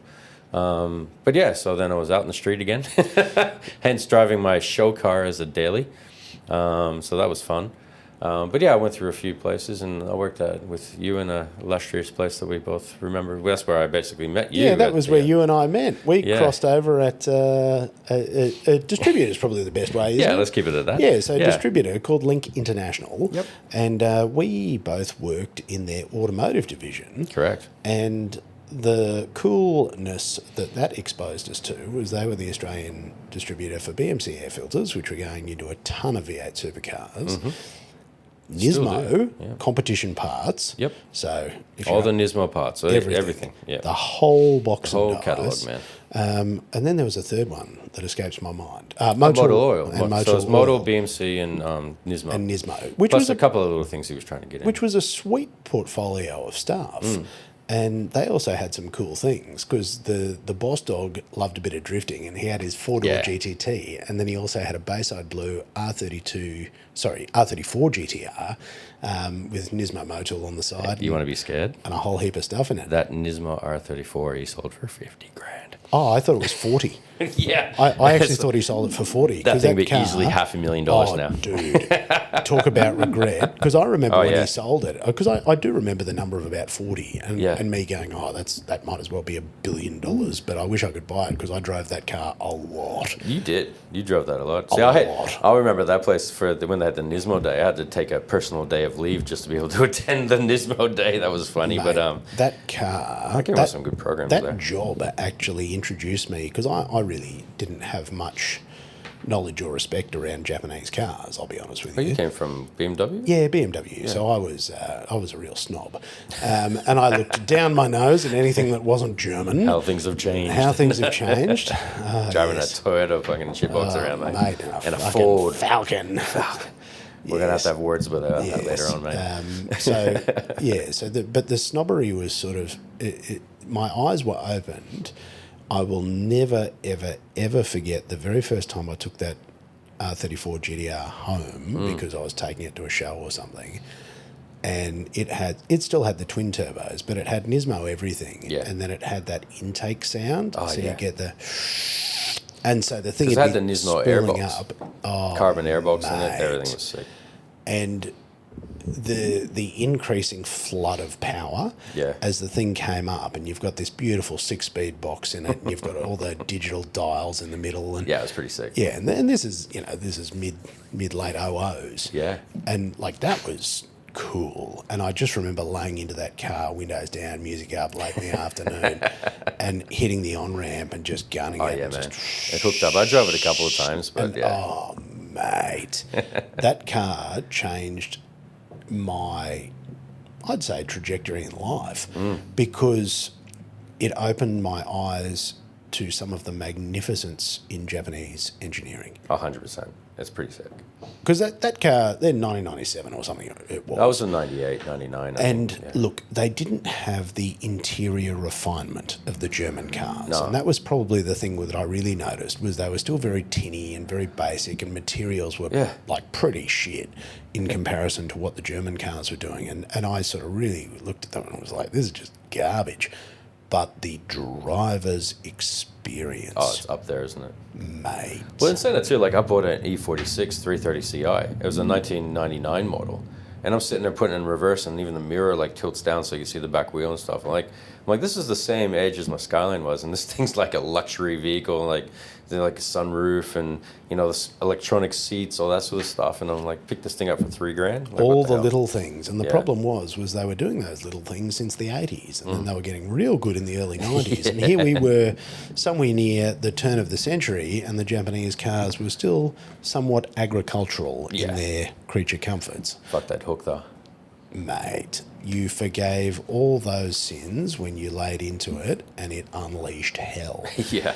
And I'm like, yeah, okay, get it now. And just the way that it steered and the handling, and because it had all the different computer controls to make it behave a little bit better. And they are easy to work on. Mate, easy to work on, and you could start making fairly serious numbers because this was also when people were figuring out it's easy to put turbos and on tuning and all that stuff was getting a bit smarter, and it wasn't just... It all starts at a boost T. Carburetors, and it does start at a boost T and an autometer boost gauge on your A-pillar. Or a Grady one like I had. It was fantastic. Of course you had a Grady one. Come on, man. You got to go to the cool stuff.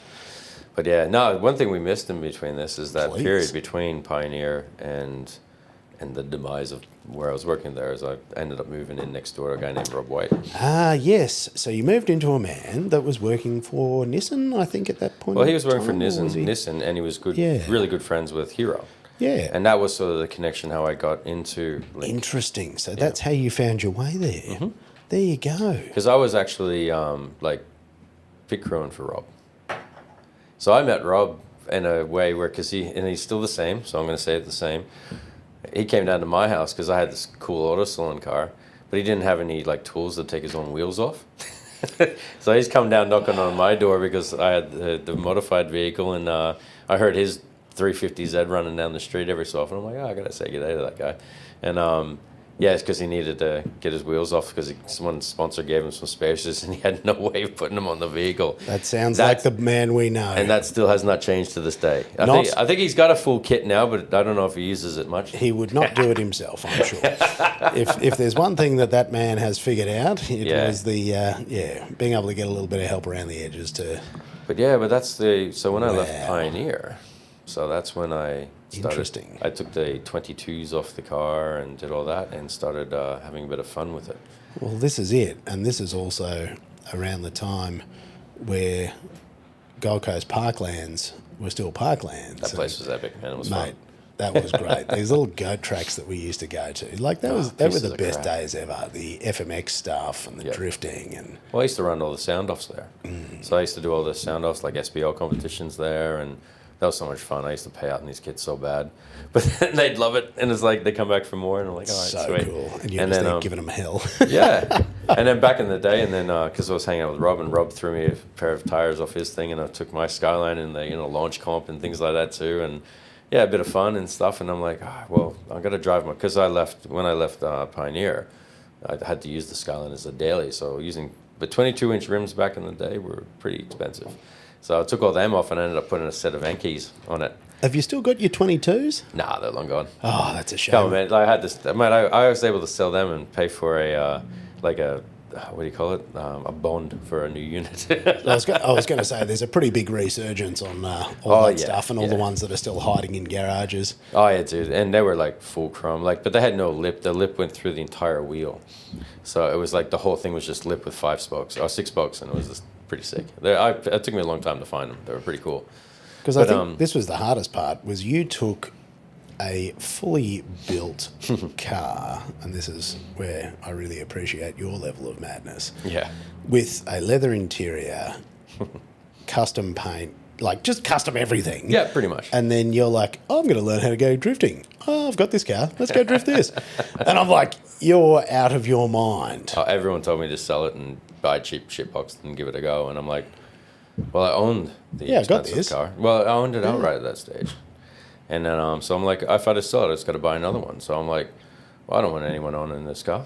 So it was mine. Might as well do the next thing. But shit, it created some good stories and got me a lot of, and unfortunately, like, and this was the beginning of that sponsorship thing, you know, like guys don't want to be part of a thing that looks like a piece of crap.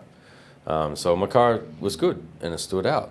And it was strange, like all the suspension work I did to the car to fit the 22s in it worked really well for drifting. So it was sort of it worked actually quite good, and just changed the clutch in it. Even the TD06 I had on it and all that sort of stuff, it was perfect for actually doing drifting and stuff.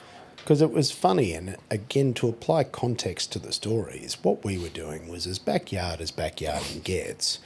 And I still recall we would put effort into vehicle presentation, and other teams would go, the fuck are you doing that for, idiots? Yeah. Because what we were doing was so low budget and so backyard that it seemed really counterproductive to try and look like a real team. Oh, yeah. But it was just a sense of pride, I guess, was where I always looked at it from. Man, if you're going to do something cool, you might as well look cool doing it. Yeah, look cool doing it. Do it well. Like, do it with... Because drifting, and maybe it still does, I'm a bit out of touch, but it had that real hit and run, zip tie everything, you know, missile. There's two sections of the drifting, you know. There's a lot of... so the missile culture came out a lot, and people took that a bit too serious. Even the old guys like, you know, Forsberg and those boys back in the day, they've even turned around and gone, you know, like as much as the missile time was fun, we shouldn't have promoted it as much as we did, because it sort of changed it. So people thought that's all I need to do, and it's a missile. Why, you know, let's go and compete, which is fine. But you can't expect the business side of things to come involved into it. You're on your own at that stage. You're not commercializing your shitbox. Yeah. And that's if they pay me, then I'll make it look pretty. And I'm like, nah, it does not work like that, This mate. is not how the game is played. Yeah. First, you look like you don't need it, then you might get it, then you work 10 times harder to keep it. Yeah, and these are the lessons that people... As I say to a lot of young kids, mate, do you really want to be sponsored? Because being Yeah. sponsored sometimes can cost you more money than you make. And oddly, you know, here we are, fast forward a lot of years, even with the things that I do and companies that I work with, mate, I buy the stuff. Yeah. Because I have no desire for my voice to be controlled by somebody else. Correct. Because once you accept... You're under their control. Correct. And even as a drifter, if you set out saying, okay, I'm going to do events A, B, and C, you blow a motor at event A, mate, you gotta get. If you are you happy to give the money back? You know, that's the problem. You can't just turn around and say to them, hey, man, I can't do these events. I've actually heard guys say it. Oh, I blew a motor at this event. Can you give me more money so I can do these 2 events? And they're like, we paid for you to do those 3 events. You know, so if you can't do those 2 events, you got to give us some money back. They don't read the fine print in some contracts. And it's like, and I was like, so, mate, at the end of the day, unless you want to give that money back, you've got to put your finger out and get your engine ready and at least turn up. And this is the thing people look at being sponsored. And I even saw something, I was on Instagram or something, and somebody had printed out a Red Bull logo and gone, you know, now I just need Red Bull to sponsor me. And I'm like, mate, you spend a little bit of time talking to a Red Bull athlete. The sponsorship, it's a consequence of their excellence. Correct. Like Bryce McKenzie's is a good example. He actually talked about it in a video I watched, and it said for him to get Monster on board, it cost him $3 million to do it. Because what happens is, like, and even in Australia today, like, let's say, go back to your Red Bull scenario, because I met the head marketing guy for Red Bull in Australia. He was working at Need for Speed back in the day. So I actually flew down to the launch of Need for Speed, trying to get him on board with my car with a friend, right? So that they flew us down, had a look and everything, and I'm like walking into a room with Lamborghinis and Ferraris and all the cool stuff for the video game. But he ended up working at Red Bull. But the process to become a Red Bull athlete is quite extra, and there's a lot of tests along there about this more than it is about what you actually do. There was a story, like even one guy, but as far as for drifting, I used to say to him, oh man, 50 grand would cover our entire program. And they're like, it's not worth it for us. Like we start at that 250 because we put an investment into a person, right? And then we expect a return on investment to that. So if we invest 50 grand, it's like if you go to 50 grand with a casino, if you're breaking even, that's right. But if you go with 250 grand, you have the ability to win millions, right? So this is how they look at it. So if they, by giving them 50 grand, yeah, they get cheap advertising, but they don't want to cheapen the brand by doing it. So there's no point in them sponsoring someone for 50K. And that's what a lot of these guys don't understand. So I turn around and went, no, give me 250K. And I'm like, well, the ROI is not there for your sport of such. So that's the basis of it. So, and they don't understand that. But they'll even put an athlete. They'll set them up, and they've got rooms for this, where they'll put them in a room with about 15 promo girls. The girls don't know why they're there. He doesn't know why they're there. And they'll sit back and just watch them. How they react, how he talks to them, how he carries himself, him or her, whatever, doesn't matter. How they actually react. And that might be a final stage, whether or not they actually bring him on or not. Because if he gets up there and starts, doing all this stuff, well, here's a possible or in a potential scenario where we can be put into a negative light because the guy's a prick. So, and these are things that are not considered by people who haven't played in sponsorship land. Oh no, I've had a guy that got lost an oil deal because they went back 5 years on his Facebook and he paid out in that brand. That's all it takes. And that is all it takes. Mm-hmm. And this is the hilarious part, and this is me in particular, is what I'm speaking from, is knowing what I know in and around sponsorship.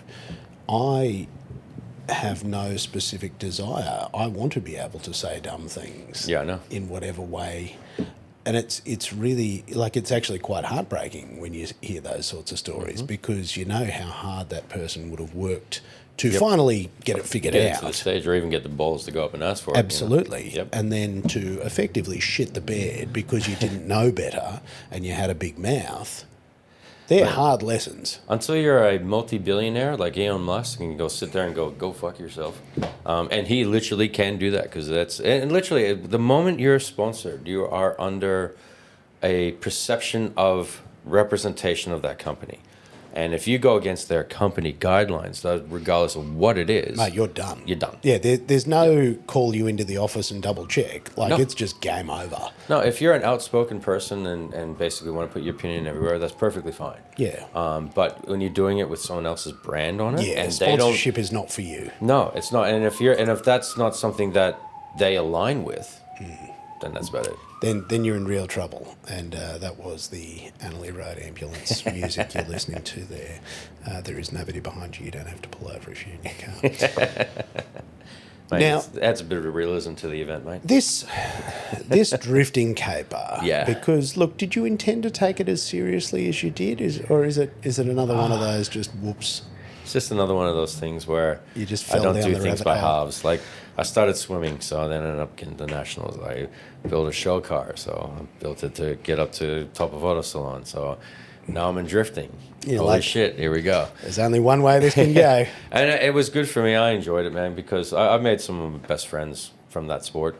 And even coming up to Queensland, I had a few people that I knew through the industries that I worked in, but the next level with that drifting and it was just this is cool. And not even the drifting side of it, like half of the time, the road trips and those things and everything around it were the icing on the cake, if that makes sense. Like building the car and financially and that sort of stuff, hell no. Bro. Terrible ideas. But when you're putting $25 down on a roulette table, hopefully you win so you can drive home that night. I've done it, won it. And honestly, the road trips, because there were a lot of road trips, because you and I were heavily involved around the same time, and they were my favourite thing. I bloody loved it.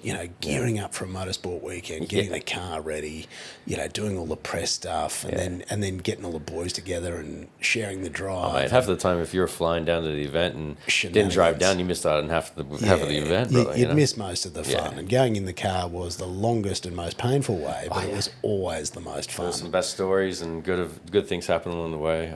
I got a couple of doozies for you, man, if you got time. I've always got time. Let's hit it. Give me a favourite. Oh, mate, my favourite one is coming back from Adelaide.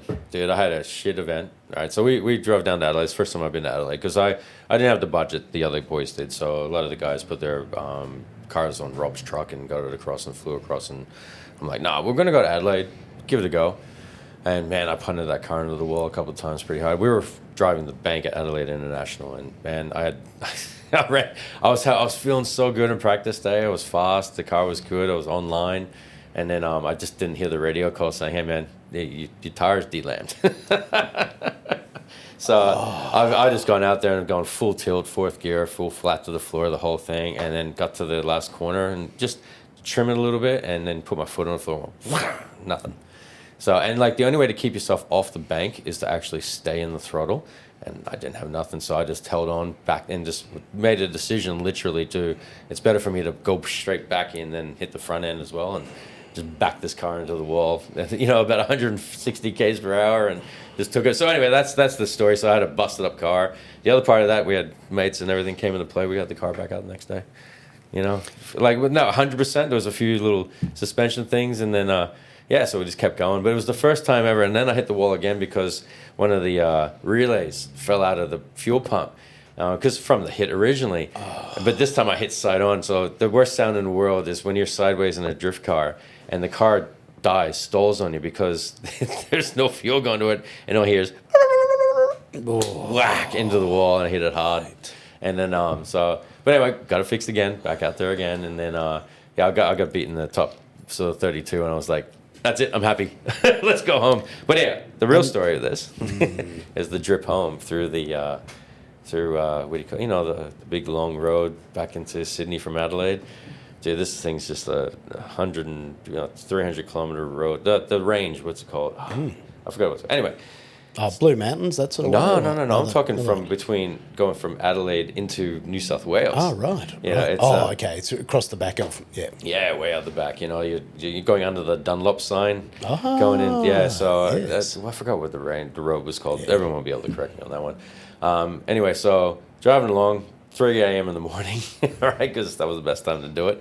Had the boys in the back, and because I had two other guys with me for the event, so it was pretty good. Adam and I think I forgot his name.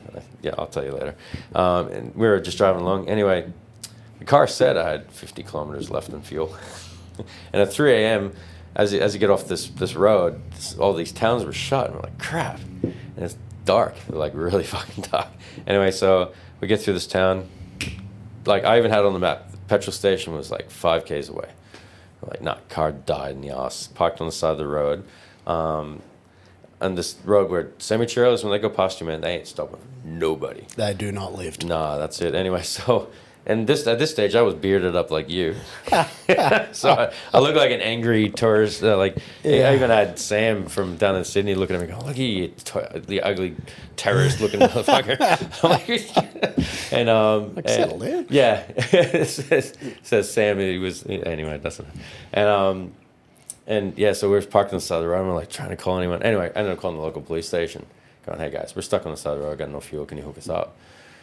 Yeah, all right. We come out because it's not safe for the cars to be there. And this was that bad in that country that we made the biggest mistake of having one of the doors open and turn the interior light on.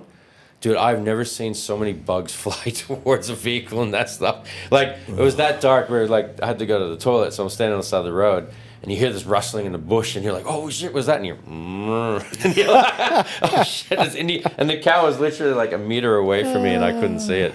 So yeah, these police guys come up, so I've hopped in. They're not in the back of the police, in the paddy wagon. So I'm in the back of the paddy wagon with 2 jerry cans, full beard. The back of the car looked smashed in. I had a Falcon. To remind people too, I traveled the entire 80 GP circuit with a Falcon wagon. Yeah, boy. Yeah, man.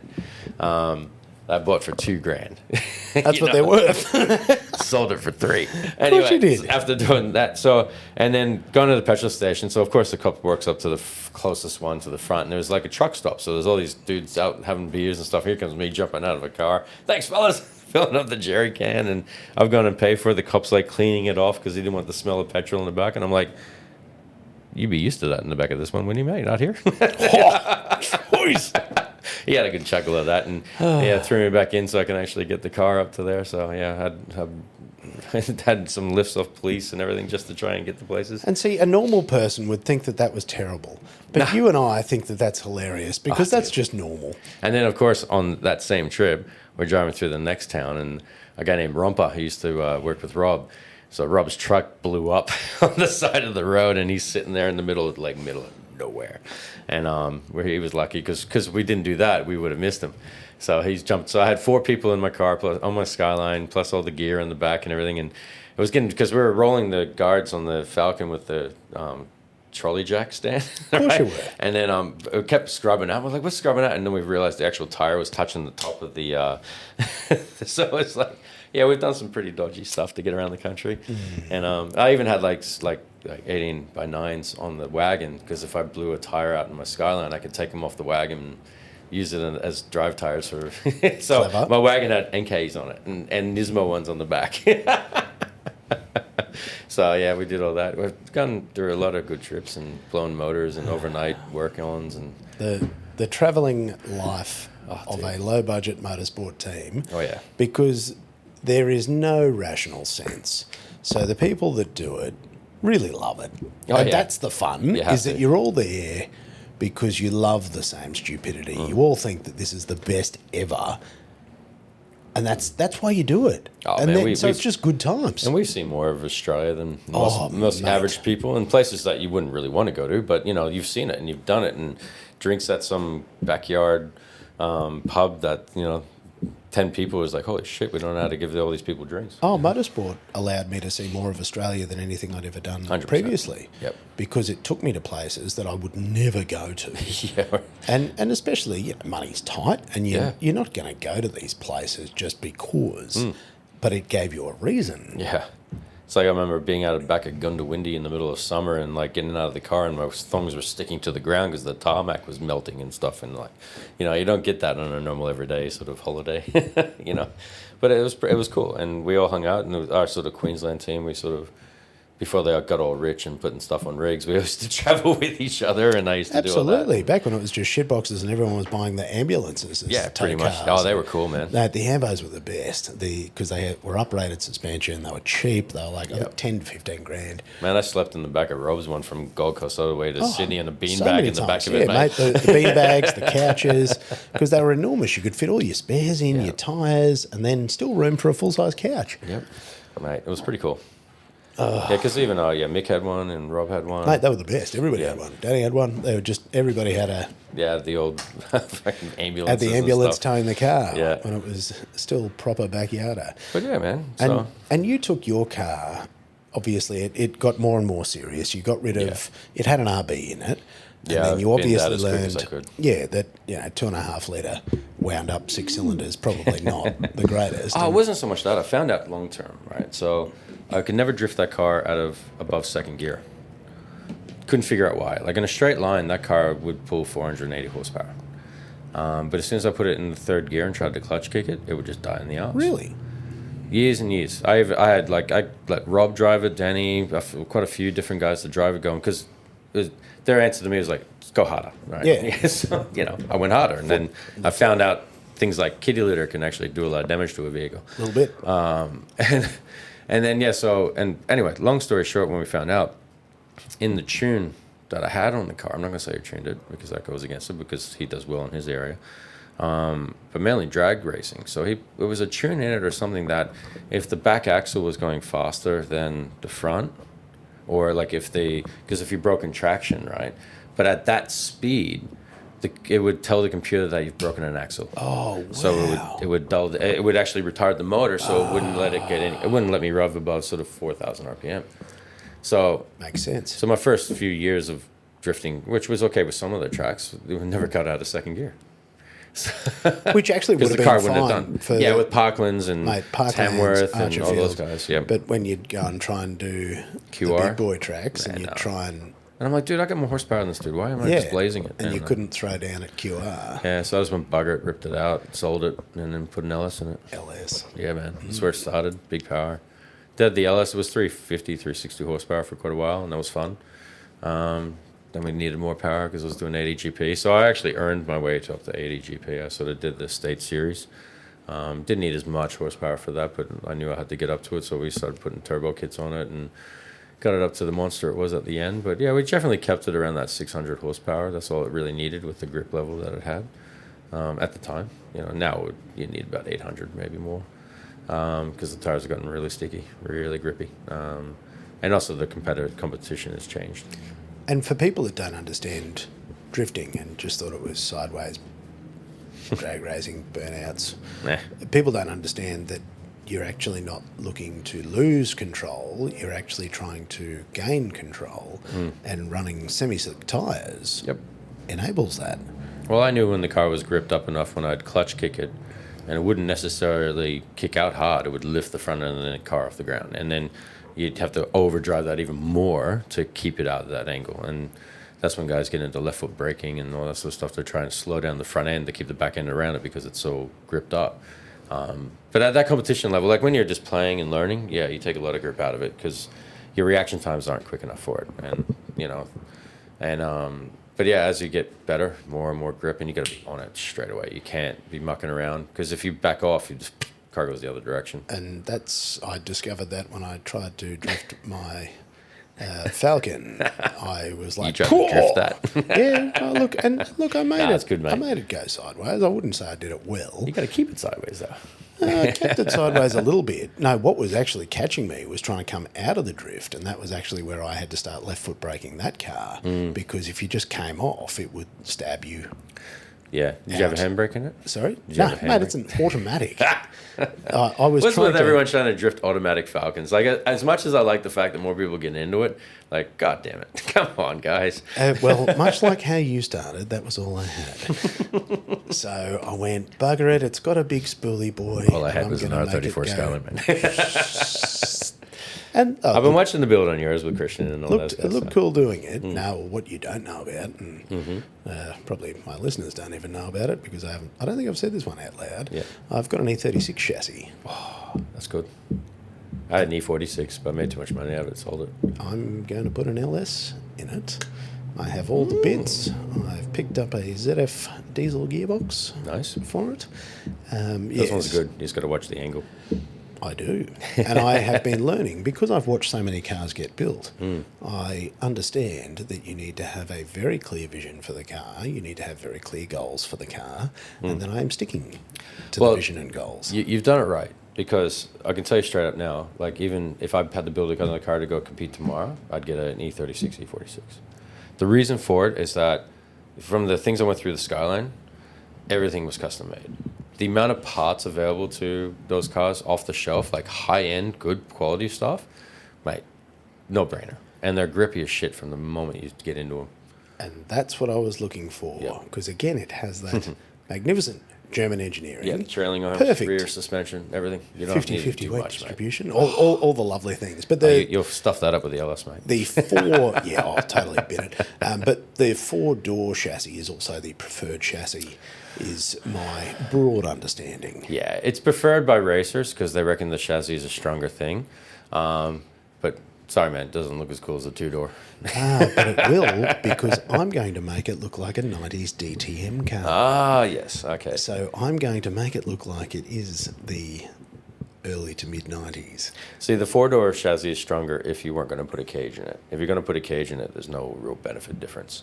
If anything, your hoop, if you put it in the proper place, because you're told like me, will be halfway through your rear door anyway. So, yeah, because I bought an E46 ready to do that myself, but timing and things like that got into play and go from there. I figured if I don't start now, when? Yeah, I might get it now because E36s are now the new S13s. Like, the fact that people are selling an S13 for 40 grand. Well, that's like, it. God. And this is the thing, is I paid 2003 S13 chassis money for this car. Because, again, but, I know the trajectory as well because I've seen it happen enough times. And it's even why AU Falcons are now becoming popular, because people have now figured out how to skid them. There's enough parts and you can now slap them together. And so they're... Hi-Tec make a computer plug-in for the Brashs now. Yeah. That was always held them back, is that they never had a real way of tuning them properly as much as they do now, which is pretty cool. But now they're like the bloody 2J of Australian motors, and they're worth more than... You used to be able to get them on the side of the road. You'd use a Barra as a doorstop. Yep. And again, why I bought mine, because I went, these are going out of control. I thought, why are you putting an LS in the Beamer? Put a bloody Barra into it. Because people make kits for it, bro. I've already got a Barra. Okay. And do you see? But do you know I've never owned a V8? That's okay. I've owned every other possible well, not every possible, but very close to. Man, I put it straight. Like, this is the thing, even when I was looking at my E46, I was thinking about putting LS in it, but I'm like, I'd rather just stay with the motor that's in it. You turbo those things, I'll get 500 horsepower without a problem. Yeah. See, most people think BMW motors are actually difficult to work on. They're not. Yeah. The questions, the knowledge of them is out there, so they become so much easier to work on. But I had that M54 B30 thing on mine. That thing was wicked, man. I had when I bought the car, it was dropped 2 cylinders, so he sold it to me for $3,000, thinking the engine was blown. I'm like, so I've done my diagnostics on it. I'm like, no, it can't be this. He showed me receipts for new injectors, fuel pumps, new coil packs, so it's all new. It never changed the spark plugs. Oh no. So yeah, I changed the spark plugs in this thing, $100 from Autobahn. Mate, thing ran great, 300 horsepower at the wheels, factory. I'm like, come on. But it was going to cost me $5,000 to convert it to manual. That's the problem. And see, that's a fair effort. And look, I haven't bought the engine yet, but the LS just makes sense because I also don't want a big horsepower car. Oh, cool. So you haven't bought the motor yet? No. All right, I was going to give you a bit of advice on an LS. I want an old school build. I don't want it to be overpowered. I want to have to drive it. I don't want to be able to just roll throttle. No, that's fine. As the solution. Budgetary restraints aside, if you're going to put an LS motor into it, right, find an LS3, right? LS1, to get up to the factory horsepower of an LS3, is over the top. Unless you're going to turbo the thing, like what I did. Because I bought the LS1 originally because I can get them anywhere. So and it happened to me. Like, I blew a motor in Sydney up on the phone, $500, picked it into the event. But if I had the choice again, I'd put an LS3 into it. Cost to return is 10 times greater. So you can put a cam in that and you're selling 450 horsepower. And then you're good. You can leave a factory as it is now, be like that 350 horsepower. But you have to do a lot. You have to cam and do everything to an LS1 to get that sort of horsepower. So, you might save $4,000 by getting an LS1 over an LS3, maybe even more, because, man, someone was selling a seized LS1 for $8,000 the other day, and I'm like, come on. And but if you get an LS3, it'll make your life a lot easier in the long run. Or I need to look for other alternatives. But I struggle at what would be a sensible choice. And that's the problem. Stick with the LS, man. Is that they're a sensible choice. And I'm really only interested in 300-ish horsepower because I don't, again, the things that I have learned. Yeah, that's what they'll be factory. Avoid complexity. Yeah. Avoid heat, like really simple things. I remember being in your car out at QR and you're drifting now, my mate. feet You're never nearly going melting. You're drifting now, mate. You're never going to avoid heat. No, you'll never avoid it, but you don't need to add more of it. Yeah. And removing complexity and keeping it simple and just trying to make it just a fun thing that you can that go heat out in the and bash floor around. problem is the reason why I turboed it and I didn't supercharge it. Really? Yeah. That was the main reason for it. Because with a turbocharger, I can just run it one exhaust pipe out, and I didn't have to have. So it wasn't just the cost of the supercharger; it was having to build new headers to work with it. Whereas I can build a turbo manifold real cheap, and then one pipe out, and then I've lost the heat problem, I've lost the noise problem, and they all come into play. So you've fixed it all. But I'm enjoying the journey. Yeah, it's fun, man. Is the really fun part, and then learning each part. And I've got the purple tag rack, so it's perfect 3. And all these little things. Yep. And I'm enjoying it because I really wanted to do this stuff 20 years ago, but it was not feasible. No. And look, I'll be honest, it's probably still not feasible. Cost of things have gone up in shipping, but look at the Drift HQ website. Just type in E36 and just start drooling for the next 20 pages. Man. The thing is, though, is if you want to do something, you just got to start. Pretty much. And despite... Has it still got a motor in it? It's got a 318 motor in it. So start there. You're not going to make that go fast. Doesn't matter. It still drifts. Put a 195 on the back, mate, at 60 pounds. Yeah, put some 60 PSI. Go, mate. Just get the level to the tire's about to explode and take 5 pound out of it. You'll be fine. And then it'll be just right. Well, I'll give that a go. Put it on a wet skid pan. I don't know if that motor works. We'll have to wait and find out. They all work eventually. But they all work eventually. And I've really enjoyed working on my own cars. That's actually been something that has been wonderful. Yeah, that's one thing with building race cars. It's like the only way you could truly afford it is by doing it yourself. Like even on my Skyline, I had help and people teaching me stuff. But I welded that roll cage, and I didn't do the final welds. I built it. I got it in. I got people telling me how to do it, but I did it. Where I could do it again now. The only thing I won't touch is wiring, because that's a head fuck in the first place. But too much. Yeah, way too much. And but yeah, like once you learn how to do all your stuff and everything, it just makes a huge difference. Oh, mate, it just opens up new worlds to you as you learn each thing, and you gain an appreciation for each art of the experience. And for, Renaissance men like ourselves, we enjoy the whole experience. Oh, dude, and like even when I was drifting and even competitive, the most valuable thing in my team was Adam, because he could do all that stuff, So by having someone that was mechanically minded, that just like, fuck it, let's give it a go and try and fix it, man, that's worth more than, anything else you can put to it. Absolutely. That attitude and then that experience and knowledge. Yeah.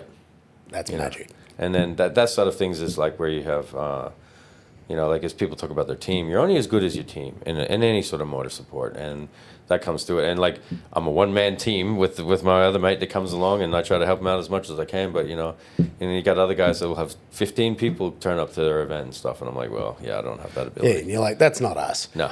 And this is the problem with motorsport, is it makes no sense. Yeah, I remember when I won my first 80 GP state, and I was like getting out of the car with my helmet on, because I had a rerun, and I was like changing my tires, and guys from other teams like, get back in the car, man, we'll change your tires. And I'm like, thanks, dude. That was in Melbourne years ago, and I'm like, here I'm running out, got a couple of minutes to go to the next battle, and I'm this like, is how the other half lives. Oh yeah. And I think that was probably part of the problem, was the other boys that you were running with had sort of been doing it a bit longer and built a bit more of a team, had a bit more support.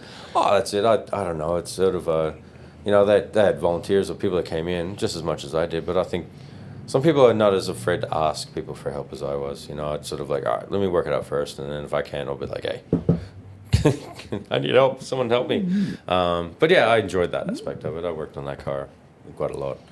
But it also gave me an understanding. If someone said, you need to do this, I'm like, okay, why? So like suspension setup and that sort of stuff was like, that's all me.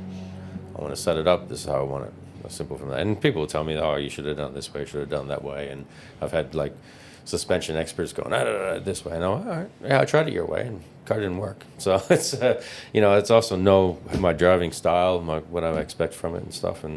But that took years to get down. That's what held me back the most, is that I didn't have that test time where I could be prepared at an event. Half the time you're doing the preparation at an event, and you have like maybe 10 laps to practice, and then bang, you're in. So, and if you don't perform, you're out.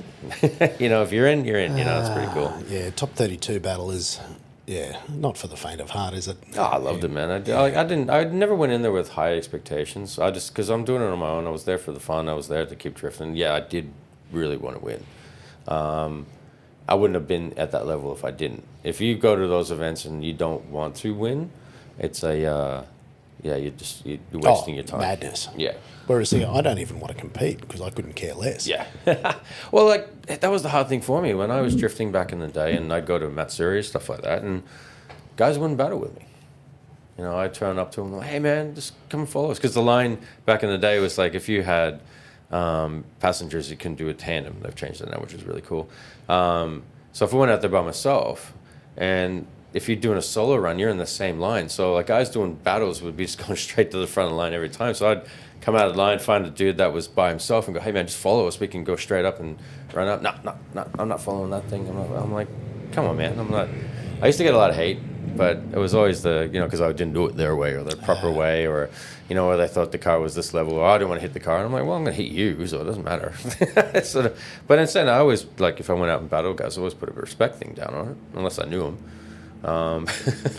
And what's really funny is here in, where are we? March 2024. I'm seeing a few of the OGs roll out their cars again. I've seen Josh Botches rolling out. JB's gone to that new event that the guys are making. It's pretty cool. I was thinking about going out and have a look at it, because Andy, one of the judges, he's judging with me at Drift All Stars, so that's gonna be a good one. And see, this is the best part, is because we're all lunatics, we can't get away from it. And you've found yourself back into it, because you obviously, you did what you wanted to do. You found your way through. Still want to do it, man. Drifting. You've got some adult responsibilities these days, and we can't be as cool as we were. but it pulls you back, doesn't it? It does, man. And I enjoy it. I'm in a situation and the now. people. That's the other problem. That's pretty it's like cool. it's all your mates. Yeah. That's why I love going to things like World Time Attack and stuff. It's just you get to see everybody. Yeah. And see all your car friends.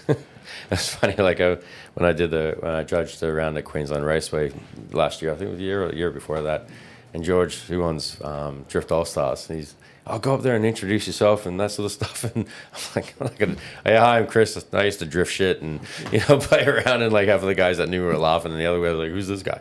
It's sort of who's that old man? But yeah, but yeah, this year is going to be a fun year because I'm now basically the head judge of Drift All Stars. So. Look out. Yeah, man. It's the Jared Deander of Australia. No, that's the guy speaking. I'm actually the guy writing down the Oh, schools. not just the voice. No, I'm no voice, mate. You don't, mate. I got a head for radio. We don't get your voice. Oh, you'll have it a few times when there's tricky so. decisions, mate. And I'd be sad if we didn't hear you over there. Yeah, mate. Well, they've got a pretty good deal now. So because George, who owns Hi-Tec Oils, he's taken over this thing called the Super Series. So it scared me a little bit when he explained it to me because it sort of go down that 80GP route when they joined CAMS.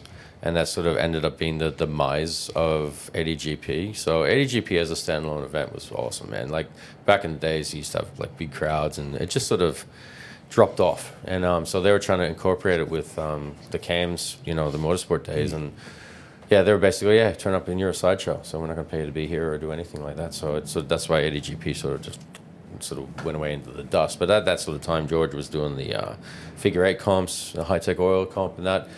But the good thing is he loves motorsport. So the old Excel Cup, the Trans Am, all those guys, well, they're now all part of this thing called the Super Series. So because he owns that and he owns Hi-Tec, we've incorporated the two of them together.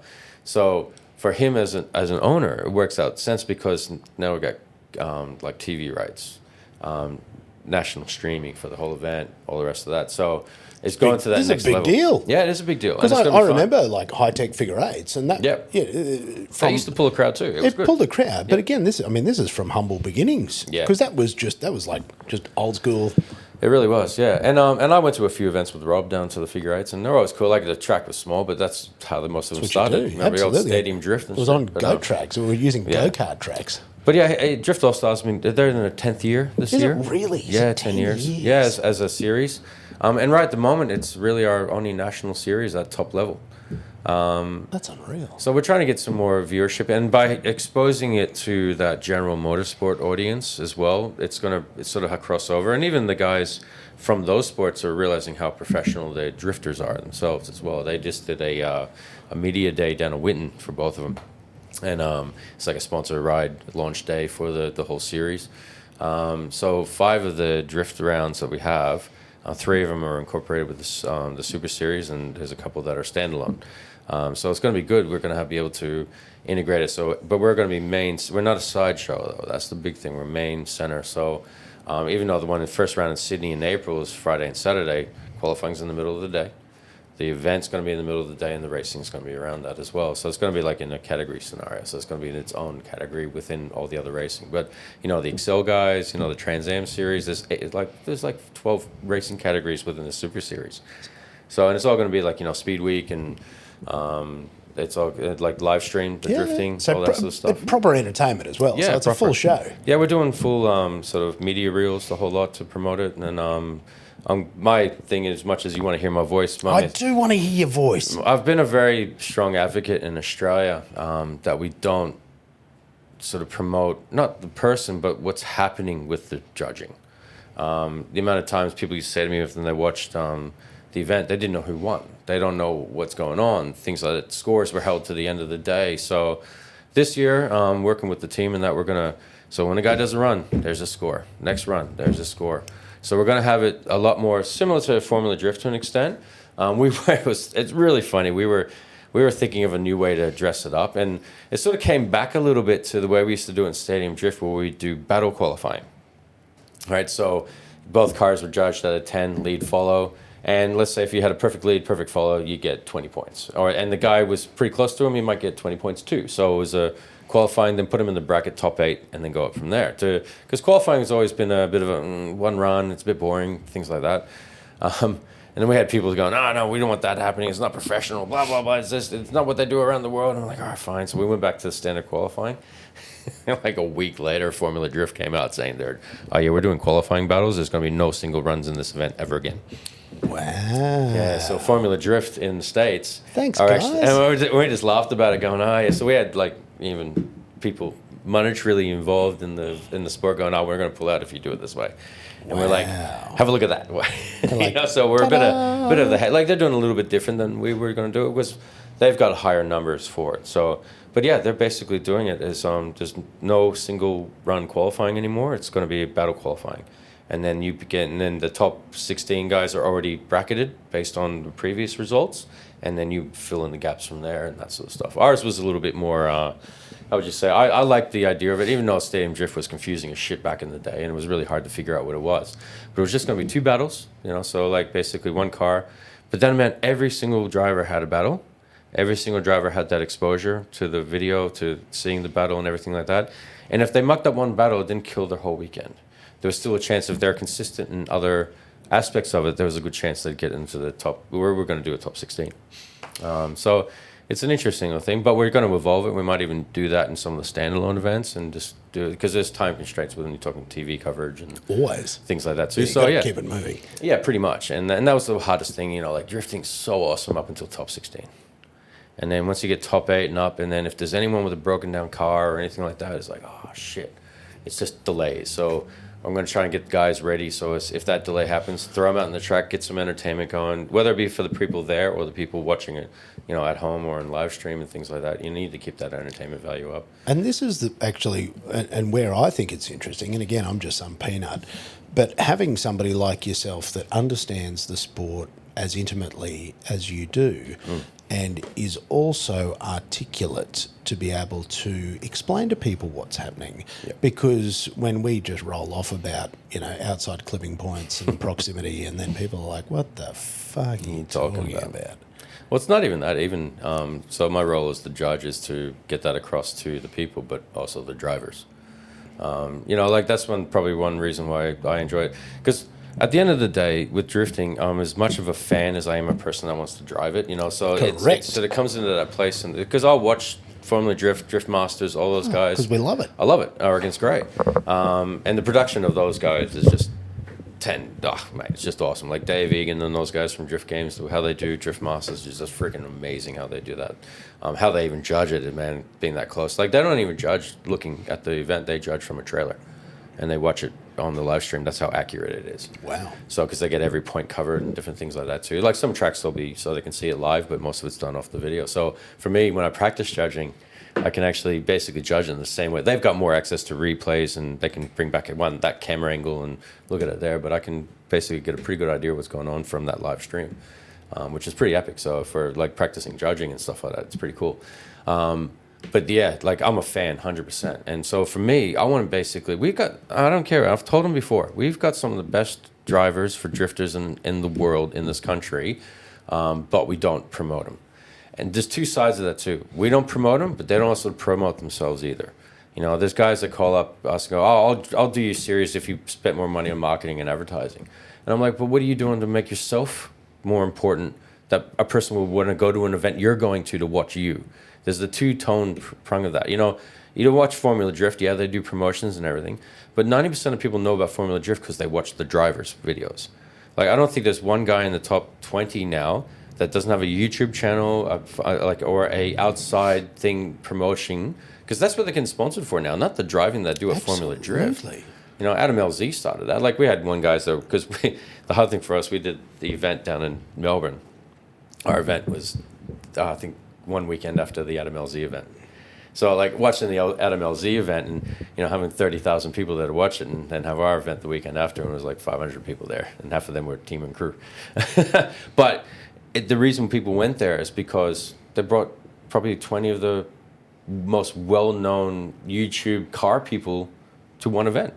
And they went there to watch that. And all the Australian guys are going, oh, they've come to see us. No, mate, they haven't come to see you. You're part of the sideshow. You are the sideshow.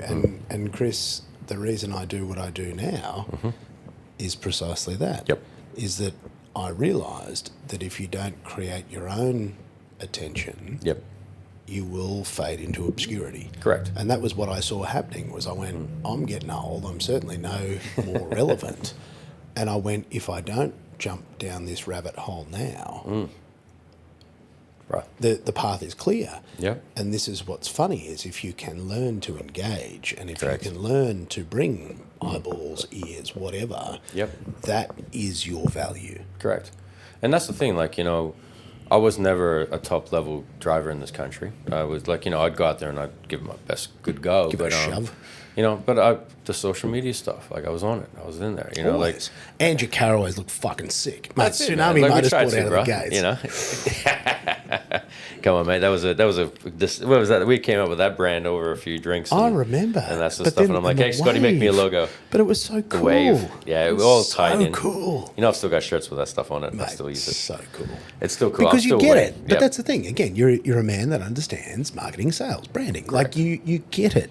You sell the sizzle. You make it look good. Well, my basic thing was that no one's going to buy anything with Kris Frome on it, but they'll buy something that says Tsunami Motorsports. So that was the idea. I never maximized it to the level I should have, but there's as you know, there's a lot of cost to bring in. There's a lot of moving parts. Yes, that's right. So that was all on me and by myself. So that was it. But it's part of the journey, and this is the thing: is with the things that you've learned and what you're now bringing to this, and this is a significant platform, and this is good for drifting in the country. It's good for Australia. It's good for motorsport. Like these are wonderful things. Yeah, if we get this right, and but it needs backup from, say, some of the drivers that have been doing it for a while are overdoing the PR side of things. You know, it's they're sort of like, I just want to go and drive and just have a good time, and because they're winning too, it keeps them in that relevancy. You know, like, you know, I look at a guy like Rob White for an example, right? He's never been very proactive in social media as a promotional activity, but because he's won so much, it's brought that into him naturally. You'd know that. You used to do it for him. Yeah, I was going to say I was pretty bloody proactive when I was running it. Yeah, I know that. I'm saying. He's irrelevant now, Rob. That's no, he's just He's a middle-aged man. He's not irrelevant. He's driving the fucking super cheap auto cars. Yeah, but no one knows that's him until they know it's him. But anyway, it's all good. That's because he's again middle-aged man now. He's bad. He's a bad man. Oh, come on, let me give him a little bit of crap. When I was chatting to him at World Time Attack, Yeah. he said to me, he said there's like dads at school and stuff, and he does the school run, and they had no idea that he does all these other things, and they're like, you fucking what? It's pretty cool, you know. I think it's super cool. Dude, hey? it's awesome. But you know, like those guys and some of the guys that just don't want to do it anymore. Or they put on, like, Facebook and stuff for me was never about what I'm doing personally. It was always to promote what I was doing, like whether it be the the drifting or anything, or building cars and stuff. So that's why my social media has been pretty much inept because of that scenario. But I said to a young kid, until you got more TikTok followers than me, mate, you're not doing well enough. So it's all good. Well, that's it. And we did have a TikTok off, and I did think it was very funny. You're beating me in likes, but I got the people, man. Two blokes in their 40s trying to flex their TikTok accounts at each awesome. other. I go, there's a sentence that I never imagined saying. Oh, dude, when you show a 20-year-old and they think, oh, yeah, look at my TikToks. And I'm like, dude, I got more than you. It's like, it's a bit of fun. I enjoyed, somebody, I think I met him at a downshift event or something. Yeah. And I gave him a sticker or something. I can't even remember. I had my living the dream stuff. Yeah. And he jumped onto Instagram and looked it up. And then he's like, who are you? Holy shit. Yeah, there's people there. Yeah. You're some, weird old beardy man. I'm like, who is this weird old beardy man? We can make ourselves look good in camera. And I'm like, that's we are old school. But it is, man. But then saying that, like, I like doing that. But yeah, with the drifting for the judging and stuff like that, man, it's gonna be. That's wild. It's gonna be fun. Like, I'm gonna try and the Taylor who's running it, and a few other people. They're pretty passionate about it, which is really cool. We need to get some of the drivers more passionate about it. That's just get them into it. Because let me bring it up. I don't have someone to ask because I'm just here driving the bus all by myself. Where do I go to look up the series? You just go Hi-Tec. You can search Hi-Tec Drift All Stars, or if you go, most of the stuff's done on Facebook, so it's like Drift All Star, Hi-Tec Drift. Oh, do you know my real problem? I don't seem to have any internet. No, okay. What a bloody amateur hour! Because I thought if we're going to casually promote the things that you're doing. I wanted to have a look at this. Actually, my phone's probably flat. Yeah, so if you go Hi-Tec Drifting Australia, that's the Drifting main. Australia. Yeah, that's the main one. Because what I wanted to do was not force your memory and have a look at the calendar for this year and where it's all going. Yeah. I should have come more prepared. No, that's all right. Again, mate, we are meandering storytellers. And look, the nice part about all this is that I obviously will put all the details into the show notes. Yeah, we could. Because how many rounds is it? Is it four? Five. Five rounds. 5 rounds, yeah. But yeah, because they're doing it with that Super Series too, it's going to really bring up the visibility for the drivers to general motorsport people. Yeah. Like you got to sort of advertise to motorsport people before you go to the general public, because it's hit and miss with the general public. But it's if people are there because they like motorsports, and unfortunately, a lot of old school racer boys, like all the guys that do all the circuit racing, just think we're just a sideshow drifting. They don't realize the level that they go to, and they can. And even at this promo event, the guys were telling me that some of these pro drivers, like racers, were getting into the drift car and just like shitting themselves. Didn't realize they had no understanding of the level of speed and grip and everything that was involved in what they were doing, and that close to each other on basically past the slip angle. So well, that's it, and sort of don't fully appreciate No. the insanity. Oh man, I go into that corner at 200 k's. Yeah, we do it at sideways, and we use the sideways motion to slow the car down and probably come out faster than you guys do. We don't keep the acceleration as much as they do because they're going to the next corner. But there's a lot of how would you say with all drivers and stuff like that. There's a lot of Mate, it's the style. presumptions. But the thing I love about drifting, and I've always loved about drifting, it was the personal style. It was the capacity to build a car and where you weren't looking at the same car. Yeah. And it's certainly one of the struggles that supercars, in my mind, is battling with, is the fact that they have the same tin can, broadly speaking. And there's not a lot going on between them, whereas you go to a drifting event, and mate, you just got mad stuff. You got Euro stuff and Japanese stuff and Australian stuff, and you can make it look ridiculous and just insane. I got a good analogy for you Please. with supercars and stuff like that. So, supercars in Australia, think of stock car with F1 control, right? Yeah. Because really, it's the top few teams that are winning everything due to the financial support they have. But then you go and look at NASCAR, right? Someone different will win that event, every event.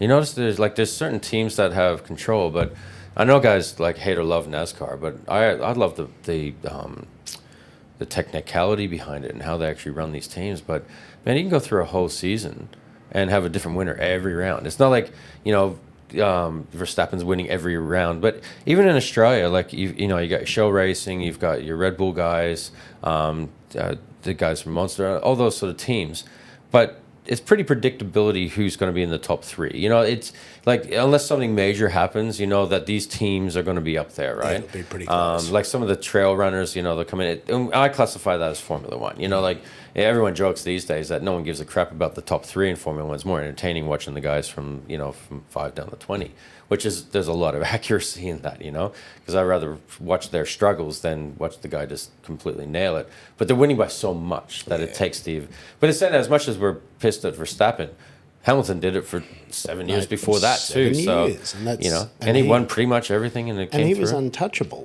Was the other thing, and he was untouchable until he wasn't. Yeah, but if supercars had a bit more control, guys, they needed to get the drivers involved in designing that Gen 3 more, as far as just driving and things like that too. But there's still too much separation between the teams. They try to do it to keep it close knit, but I don't think it worked. To get your parity. It didn't work. Well, mate, the other thing that kills me is in this era of free speech, you are not allowed to speak. And Because you're owned. it is the personalities that people are drawn to. Yep. And getting to know the individual and Yep. their thoughts, be they good or bad, positive or negative. And the Have you watched some of the podcasts from the NASCAR drivers? Man, they do not hold back. They It's would be so loose awesome. units. And do you see that? It's so awesome. Yeah. Because what you want is you don't want to be force-fed more PR shit. I want to know what the fuck going on. That's what we want. Yeah. Oh man, it's like how would you say?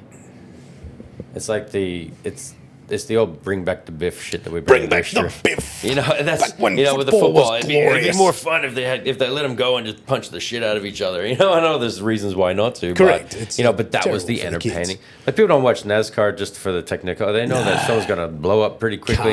Carnage. And I said, "What? We want shenanigans. You should be watching drifting because we're the same." Yeah, we want shenanigans. That's all the fun. So that's what parts. we're looking for. We're looking for shenanigans.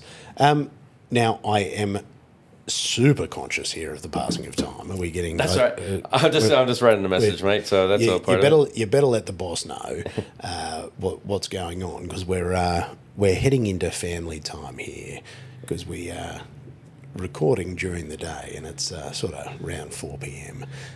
So I'm going to have to let this man go fairly soon.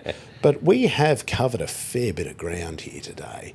What we haven't talked about is some of your more recent years. Yeah. Because, mate, you're doing things these days that has a bit to do. Talk me through it. All right, just tell I'll me give a you story. the quick sort of 10 points. So basically, once Pioneer, I worked at Electrolux for quite some time. So I've done white goods as well. I can sell the shit out of a vacuum cleaner and a washing machine. It's funny trying to talk to a 78-year-old person, telling them that they're washing their clothes incorrectly.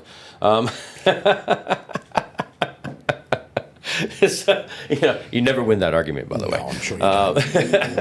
I don't even win it at home. I don't even suggest how to do so things that was good. And then I had an opportunity to get back into car audio with a company called Direct Electronics. So they were doing Sony and Dashmate and all the other stuff at that time. So I joined them, was with them for about 5 years again, and then COVID came in and it all went to shit, as you can imagine. So I was hustling and doing work here and there, worked for Bullet Supercars for a bit and did a few other things, but then I had the opportunity to join a tire company. And I thought, well, the tire industry would be pretty good, because at the end of the day, until everyone's flying, everyone's going to need tires.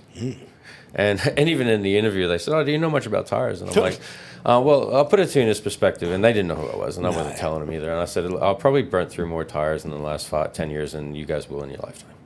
And they're like, "What?" And I just put up one video, and they're like, "All right, fair enough." You know a little bit about tyres. Yeah, you do have some practical experience. But and not in that, is that I understood compounds, I understood treads and things like that, and looking at the tires themselves. And I was with GoodRide with some of my career as well, and we were looking at a few cool things with that. So I had some experience. So I was with one company, I won't say what, because that was a fun, interesting 4 months, and then worked for another one, and then right at the moment I'm working for Continental Tires. Continental, they're pretty cool. They're a massive company, really good people. And yeah, I'm just basically out slinging tires and doing that again. And like in the industry, I've been doing it now for a couple of years in this industry, and yeah, it's pretty good. So that's where I'm at this stage, mate. And so it always ties back to a car in one way or another. It really does. And don't you wish you knew yourself now, back when you were doing GP? Even if I did that, I couldn't afford the Continental tires to do drifting with and that sort of thing. But yeah, do they get involved? They're involved in Euro drifting, aren't they? No, not really. So their main thing. So they do a lot with the that new EV off road. Leah Block, Ken Block's daughter is into it. So they're the major sponsor, like the tire sponsor for it's off-road racing. Yeah, gotcha. But it's EV off-road racing. But they got some pretty kick-ass tires. They're not big in the four-wheel drive market. Hopefully one day we will in Australia, because we own General Tire as well, which is a big brand in America and stuff. So, and Continental owns Hoosier. Interesting. So there's a lot of brands that they're like.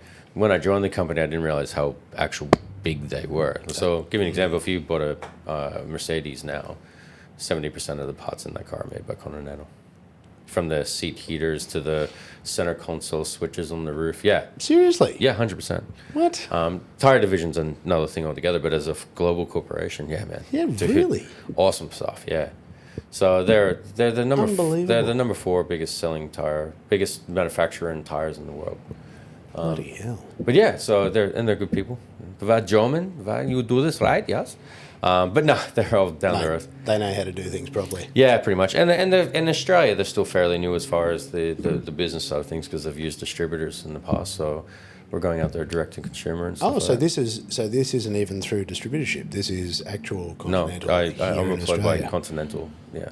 Look out. Yeah, so it's pretty cool. I'm enjoying the job, and I've been in it for a few months now, and that's wild. A few things. Yeah, so they're it's and we're selling high-end tires. So we're not like I was in the last company. We're selling sort of that everyday tires. So quantity was a massive thing, and quantity still is now. But but these are next level. A lot of OEM stuff, a lot of that sort of things. But yeah, man, everyone has its positives and benefits, but it suits for us for what I'm in and where I'm at in life at the moment with the kids and everything. So it's pretty sweet.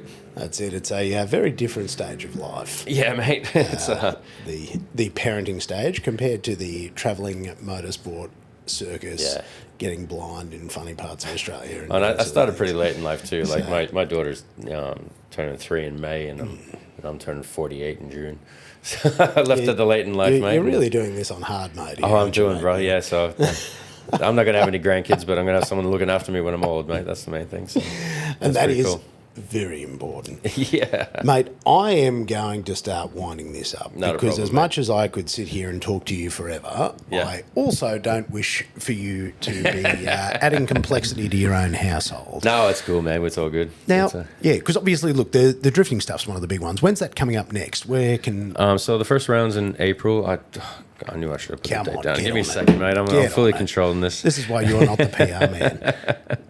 You're just judging. Oh, mate. Yeah, that's right. So we have a whole team for PR. Of course you do. I'll talk to them. Send me a list of everything I need to talking points. And I'm like, no, I never got that, so it's all good. But they're pretty busy. Throw them under the bus. No, I'm not going to do that. They got other It's my fault. No, I had a... Absolutely. Yeah, let me have a look. I blame you for this. Yeah, do that. That's...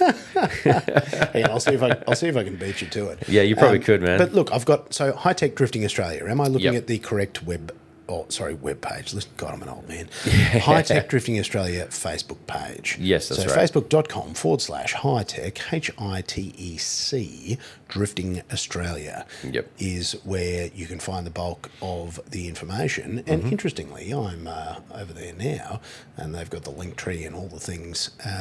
Did you get it? Yeah, I think so. Let's have a look. So my attachments are like regulations. I'm going to click on it. Let's have a look and see what happens. There was a picture here somewhere. You got your pro rigs. I'm on the driver's chat, and they talk way too much. Yeah, I was going to say, they round 4 spectator tickets. Oh, look. Yeah, bloody hell. Yeah, I know. I'll tell you what, we've got to get them to update the link tree here for me because... I could have given you the wrong one, so this is all my fault too. It's entirely I've always said to them they need to be a bit more... But look, we'll bumble through this together. Wait a second. Because it's for the greater good. It's for drifting in Australia, mate. It is, brother. Whatever it takes. That's the spirit of drifting here. Friday, 19th of April. So 19th of April, 19th and 20th of April, which is Friday and Saturday, is the first round at Sydney Motorsport Park. So the pro qualifying starts at like 11:30 p.m. on Friday, and on Saturday, the basically top 24 up to the pro finals from 10:40 to 12 o'clock. So we're there, and it's going to be live streamed. So we are actually leaving this live stream free to public. So it's going to be advertised on their page, YouTube, all the normal sort of streaming places as well.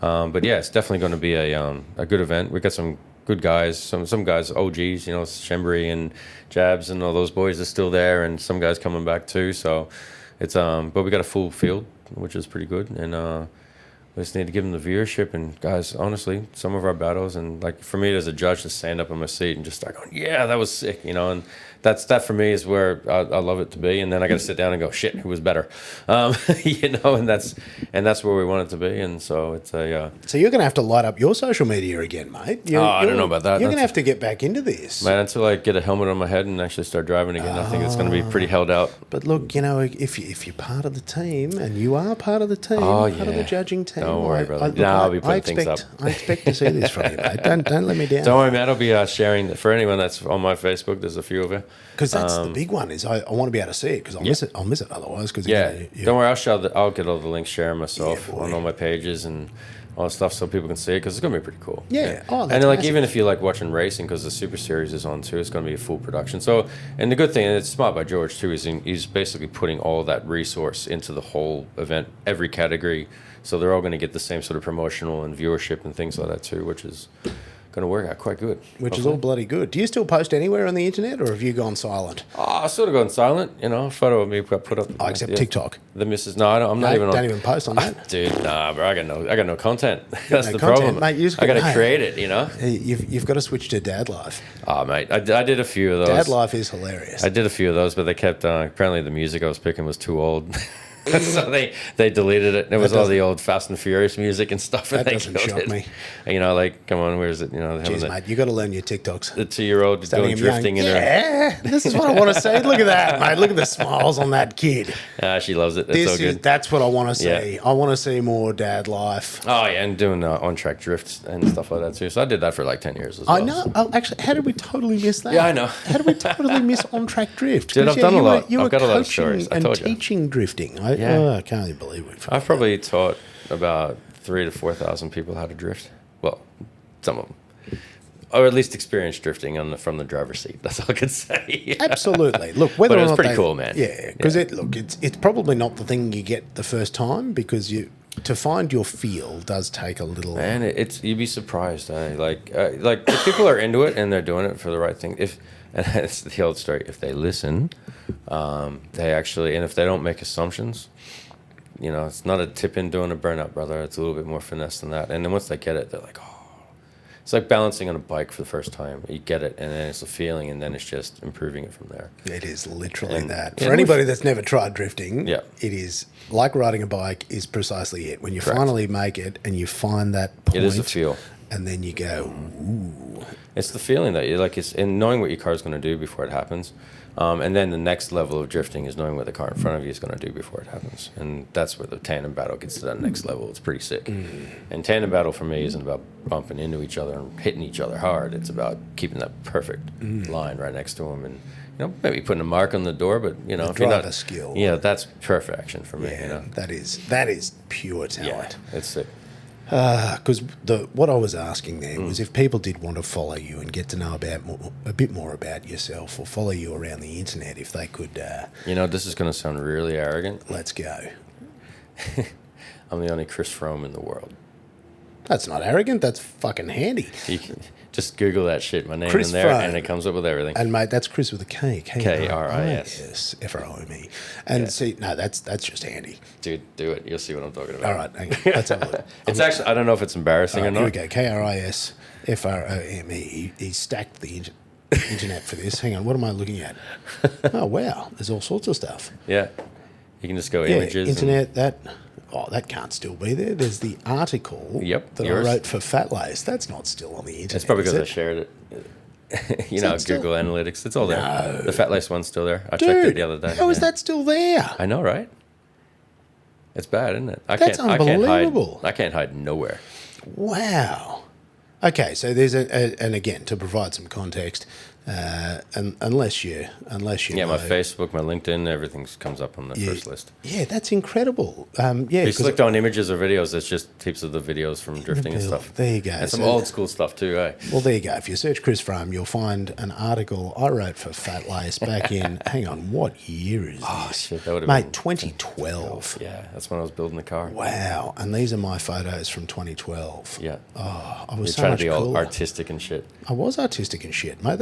And you were standing on cars still to get hold them up. and stuff. Yeah, man. No hooks up, bro. That's actually one of the photos I shared of you. Yeah.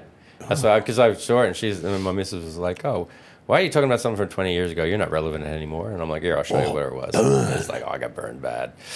That's amazing. Well, there you go. Even I've learned something. I had no idea you were the only Kris Frome on the planet, and I also didn't realise stuff that I did back in 2012. Please don't take that as me being arrogant. It's just an easy way of finding stuff.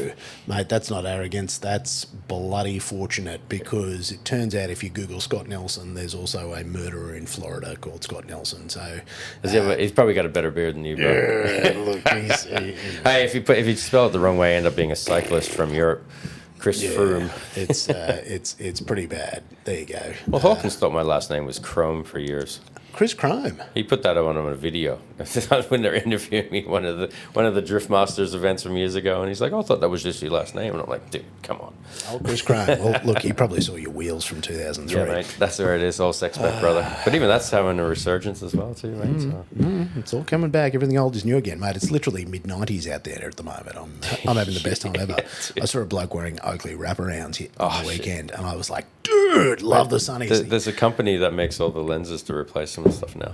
Because I've got all the old Oakleys. The frames are perfect, like all the metal ones and all the weird ones. And I'm like, no, I can't do it. Back when they were Jim Jannard owned. Yeah. Anyway, we're going to fall down rabbit holes here. Thanks, brother. Kris, thank you so much for coming and chatting to me. And Thanks this for having is the funniest me, part. You don't see each other for what feels like forever. Yeah. And then you just pick up exactly where you left off. Yeah, that's right, mate. Dude, I cannot wait to follow what's happening next. I can't wait to see your dad life TikToks. And then I cannot wait to see you judging Hi-Tec Drift All-Stars Australia 2024. That's madness. Brother, my man, a pleasure. Until next time. And for those of you listening, thanks for tuning into the All Red Everything podcast, and catch you next time.